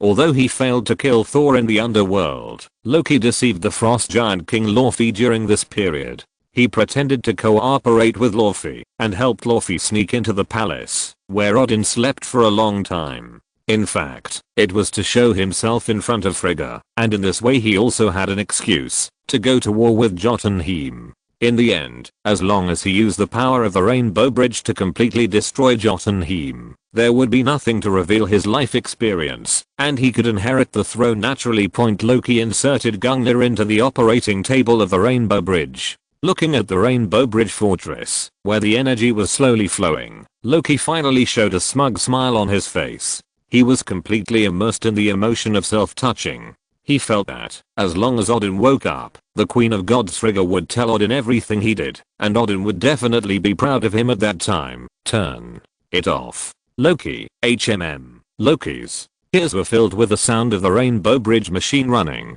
He seemed to have just heard an auditory hallucination. Loki, did you hear that? Turn it off. It was not an auditory hallucination. Loki turned around and saw Thor, his 4 followers, and the strong man from the atrium. How? This is impossible. Loki kept muttering to himself as he looked at the people who should not be in front of him. The only way to bring a few people to Asgard without passing through the Rainbow Bridge was Scene's space portal. After putting away the hanging ring on his hand, Scene turned around and saw Heimdall, who was sealed by super doubled layers of ice on the Rainbow Bridge outside. Feeling the weakening of Heimdall's divine power, Scene knew that he would be dead if he didn't get him out. With the divine power of the eternal fire attached to his hand, Scene tapped the ice lightly, and the entire ice immediately broke into pieces, revealing Heimdall, who was almost exhausted inside. Heimdall, Hagen and Fandral heard the noise and saw Heimdall escape and immediately rushed to help him. You guys hurry up and get him treated. Leave this to me. Thor kept staring at Loki, struggling in his heart. Scene no longer cared about the 2 brothers after hearing this, and flew directly to the bedroom, where Odin was sleeping. Seeing Odin lying on the bed, who was really as peaceful as if he had fallen into a long sleep, Scene said jokingly, "Aren't you afraid that the 2 of them will really fight and tear down the house?" Odin's body did fall into a long sleep, but his spirit did not. After hearing Scene's cheesing, he also responded, "It can't be torn down. Don't worry. Have you decided on the successor? What else can I do? If I still have enough time, I might train a new heir, but unfortunately, I don't have one, so I can only pick the tallest one among the short ones." Odin's helpless tone sounded in Scene's ears. "Honestly, have you ever thought about giving Loki an equal chance to fight for the throne?" Odin did not answer Scene's question. Sometimes not answering is an answer. Scene looked through the window of the bedroom at Thor and Loki, who were fighting fiercely below. Thor was deceived by Loki's trick again on the Rainbow Bridge. Seeing the numerous projection clones around him laughing at him, Thor finally couldn't help it. He raised Mjolnir and released the power of thunder, instantly shattering Loki's trick to deceive people. The indiscriminate thunder attack caused Loki's real body to be hit and fly out. Thor looked at this brother and really didn't know what to do with him. He could only put Mjolnir on him to suppress him, and then observe the situation of the Rainbow Bridge. Even if you get the power back, what's the use? You can't stop it, and no one can stop it. Loki desperately raised his head and laughed at Thor. Because of Mjolnir pressing on his chest, his upper body couldn't move at all. It wasn't until Thor summoned the hammer and smashed the Rainbow Bridge, flashing with colorful light under his feet, that Odin opened his eyes. Scene felt Odin's movement at the first time, finally woke up. "Hurry up and pack up and prepare for rescue." Under Thor's violent hammering, the Rainbow Bridge broke directly, and the front fortress lost its support and fell directly into the endless sea of stars. The energy explosion caused by the break of the Rainbow Bridge threw Thor and Loki away, but Thor was obviously still thinking about his little brother. When Odin rescued him, he also grabbed Gungnir in Loki's hand. "Father, did you see it? I almost succeeded. For you, for everyone." Loki looked at Odin, who suddenly appeared like a child waiting for praise and comfort. "No, Loki." Odin's tone was full of disappointment. The expression on Loki's face solidified instantly when Odin spoke. He realized that, no matter what he did, Odin would not treat him and Thor equally. He slowly let go of his hand holding Gungnir. "Loki, no." Thor roared in pain as he watched Loki let go of his hand and fell into the endless sea of stars below. Loki felt the suction of the endless sea of stars behind him. With cold eyes, he watched Odin and Thor getting farther and farther away from him, and closer and closer. Getting closer and closer? Chapter 50. Drinking really messes things up. Thor looked at Scene with snot and tears on his face as he lifted Loki up from the endless sea of stars. Loki, who was being lifted up, also looked at Scene in disbelief. Brother, is your script wrong? The mood and atmosphere have been set to this point. Why did you save me? Loki. Thor is indeed a fool. The two of them had fought to the death before, and then after experiencing a death farewell, he could immediately rush up and give Loki a happy hug. Loki was hugged by Thor. He did not move or speak, but just stared at Scene. Are you happy now? Come here. Odin's order interrupted Thor's brotherhood with Loki. The Asgardian gods imprisoned Loki according to Odin's instructions, but Odin did not punish Loki in any other way. Odin held a grand banquet again in the evening. Thor competed with Scene in drinking capacity, and also asked Scene to fight when he had time. Scene glanced at Odin. Hit him, don't show mercy. He should know how high the sky is, and how deep the earth is. Odin was quite helpless about Thor's character in the second half of the banquet. Odin left the stage as usual, leaving the banquet to these young people. The Asgardian women who didn't get a chance last time swarmed around Scene this time. Ladies, please make way. Thor squeezed through with great difficulty. Well, let me introduce you to our Asgardian goddess of war. Scene saw Thor push Sif, who looked helpless, forward and knew that Thor was drunk. He had forgotten that Scene first met Sif and others, and then met him. However, looking at the goddess who was pushed forward, and was obviously at a loss, Scene felt very interesting. After all, it was rare to see this side of the goddess. Sorry, Thor is drunk. It's okay, but it seems that we haven't decided the winner last time. Do you want to continue? Scene looked down at Sif's face, which was slightly tougher and more heroic than that of a woman. A unique fragrance seemed to enter his nose, which he had smelled in Sif's room before. When it comes to winning or losing, the goddess's competitive spirit seems to be aroused instantly. She raised her head and faced Scene's sight, with a warlike fire flashing in her eyes. Come on, get the wine. It's a familiar feeling, a familiar smell, and a familiar place. It seems that I drank too much last night, but why do I sleep in Sif's room every time? Although I was not as good as a beast last time. What if? Scene was about to lift the quilt and get out of bed when he felt a chill under his crotch. He realized that he was not wearing any clothes. Turning his head to look at the woman next to him, it was obvious that she was not wearing any clothes under the quilt. He became a beast so soon. What about the process? If there is no first person, at least use the third person. Drinking really messes things up. Just as Scene was trying to recall what happened last night, Sif woke up. The moment she sat up, Scene saw the marks on her body. When Scene looked up along her body and saw Sif's cold face and sharp eyes, Scene's Adam's apple swallowed unconsciously. That, before Scene could say 2 words, Sif had already stood up and put on her clothes. Then Scene was hit in the face by a set of men's Asgardian clothes, accompanied by Sif's cold words like ice. Put on your clothes and get out. After putting on his clothes, Scene came out of Sif's room with his head tucked in. As soon as he came out, the door was slammed shut, and Scene didn't even have a chance to say a word.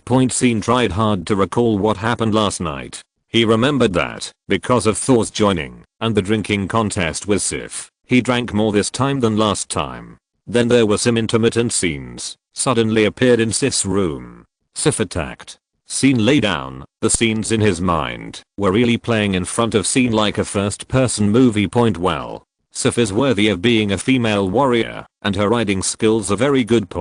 But what made Scene feel strange was that she was so active and enthusiastic last night. Why did she become a different person in the morning? After thinking for a long time, he still couldn't figure it out. Alas, don't guess a woman's mind. All the way out of Sif's room, Scene saw Thor, with Fandral, Hagen and Valstag, talking to the surrounding Asgard guards with a serious face. What's wrong? Thor glanced at the direction Scene was walking from. It didn't seem to be the direction where his father arranged for him to live, but Thor's headache now was another thing. Loki escaped. Is your prison in Asgard so easy to escape? Scene asked in surprise. Father didn't put Loki in prison. He just put him under house arrest and sent someone to guard him. Thor explained. He thought Odin didn't punish Loki out of kindness and love for Loki, but he didn't expect Loki to not only not appreciate it, but also escape point hearing Thor's words. Syn realized that something seemed wrong.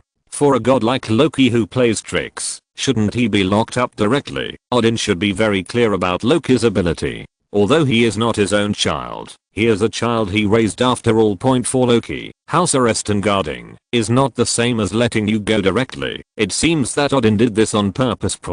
After reviewing the events in Asgard, Syn found that Odin had a good plan. Strictly speaking, Asgard did not suffer any major losses. Syn thought about it carefully, and it seemed that it was just a Bifrost launcher, which could still be repaired. The destroyer armor left on Earth had been brought back, and it could be used again, as long as Odin refilled it with divine power. Then Loki was lost. A prince who could not inherit the throne, was not favored, and had only so-so combat power, and was not Odin's own son. And what about the other countries involved in this incident? Jotunheim, the frost giant king Laufey, Odin's old rival, was killed by his own son Loki. Jotunheim was almost wiped out from the 9 realms under the full output of the Rainbow Bridge. This incident should make the remaining frost giants completely submit to Asgard's rule, and at the same time, it once again shows the 9 realms that Asgard has the power to destroy them. Although there may be riots for a period of time before the Rainbow Bridge is repaired, as long as the Rainbow Bridge is repaired, Asgard can be suppressed by Thor and his prestige will be improved. Thinking about it this way, Asgard is really making a lot of money. End of this chapter. Thank you very much for reaching the end. Don't forget to like. Looking for more exclusive content and immediate access? Subscribe to our Patreon. Remember, every like, subscription, or donation encourages us to continue. Thanks to everyone. See you in the next video.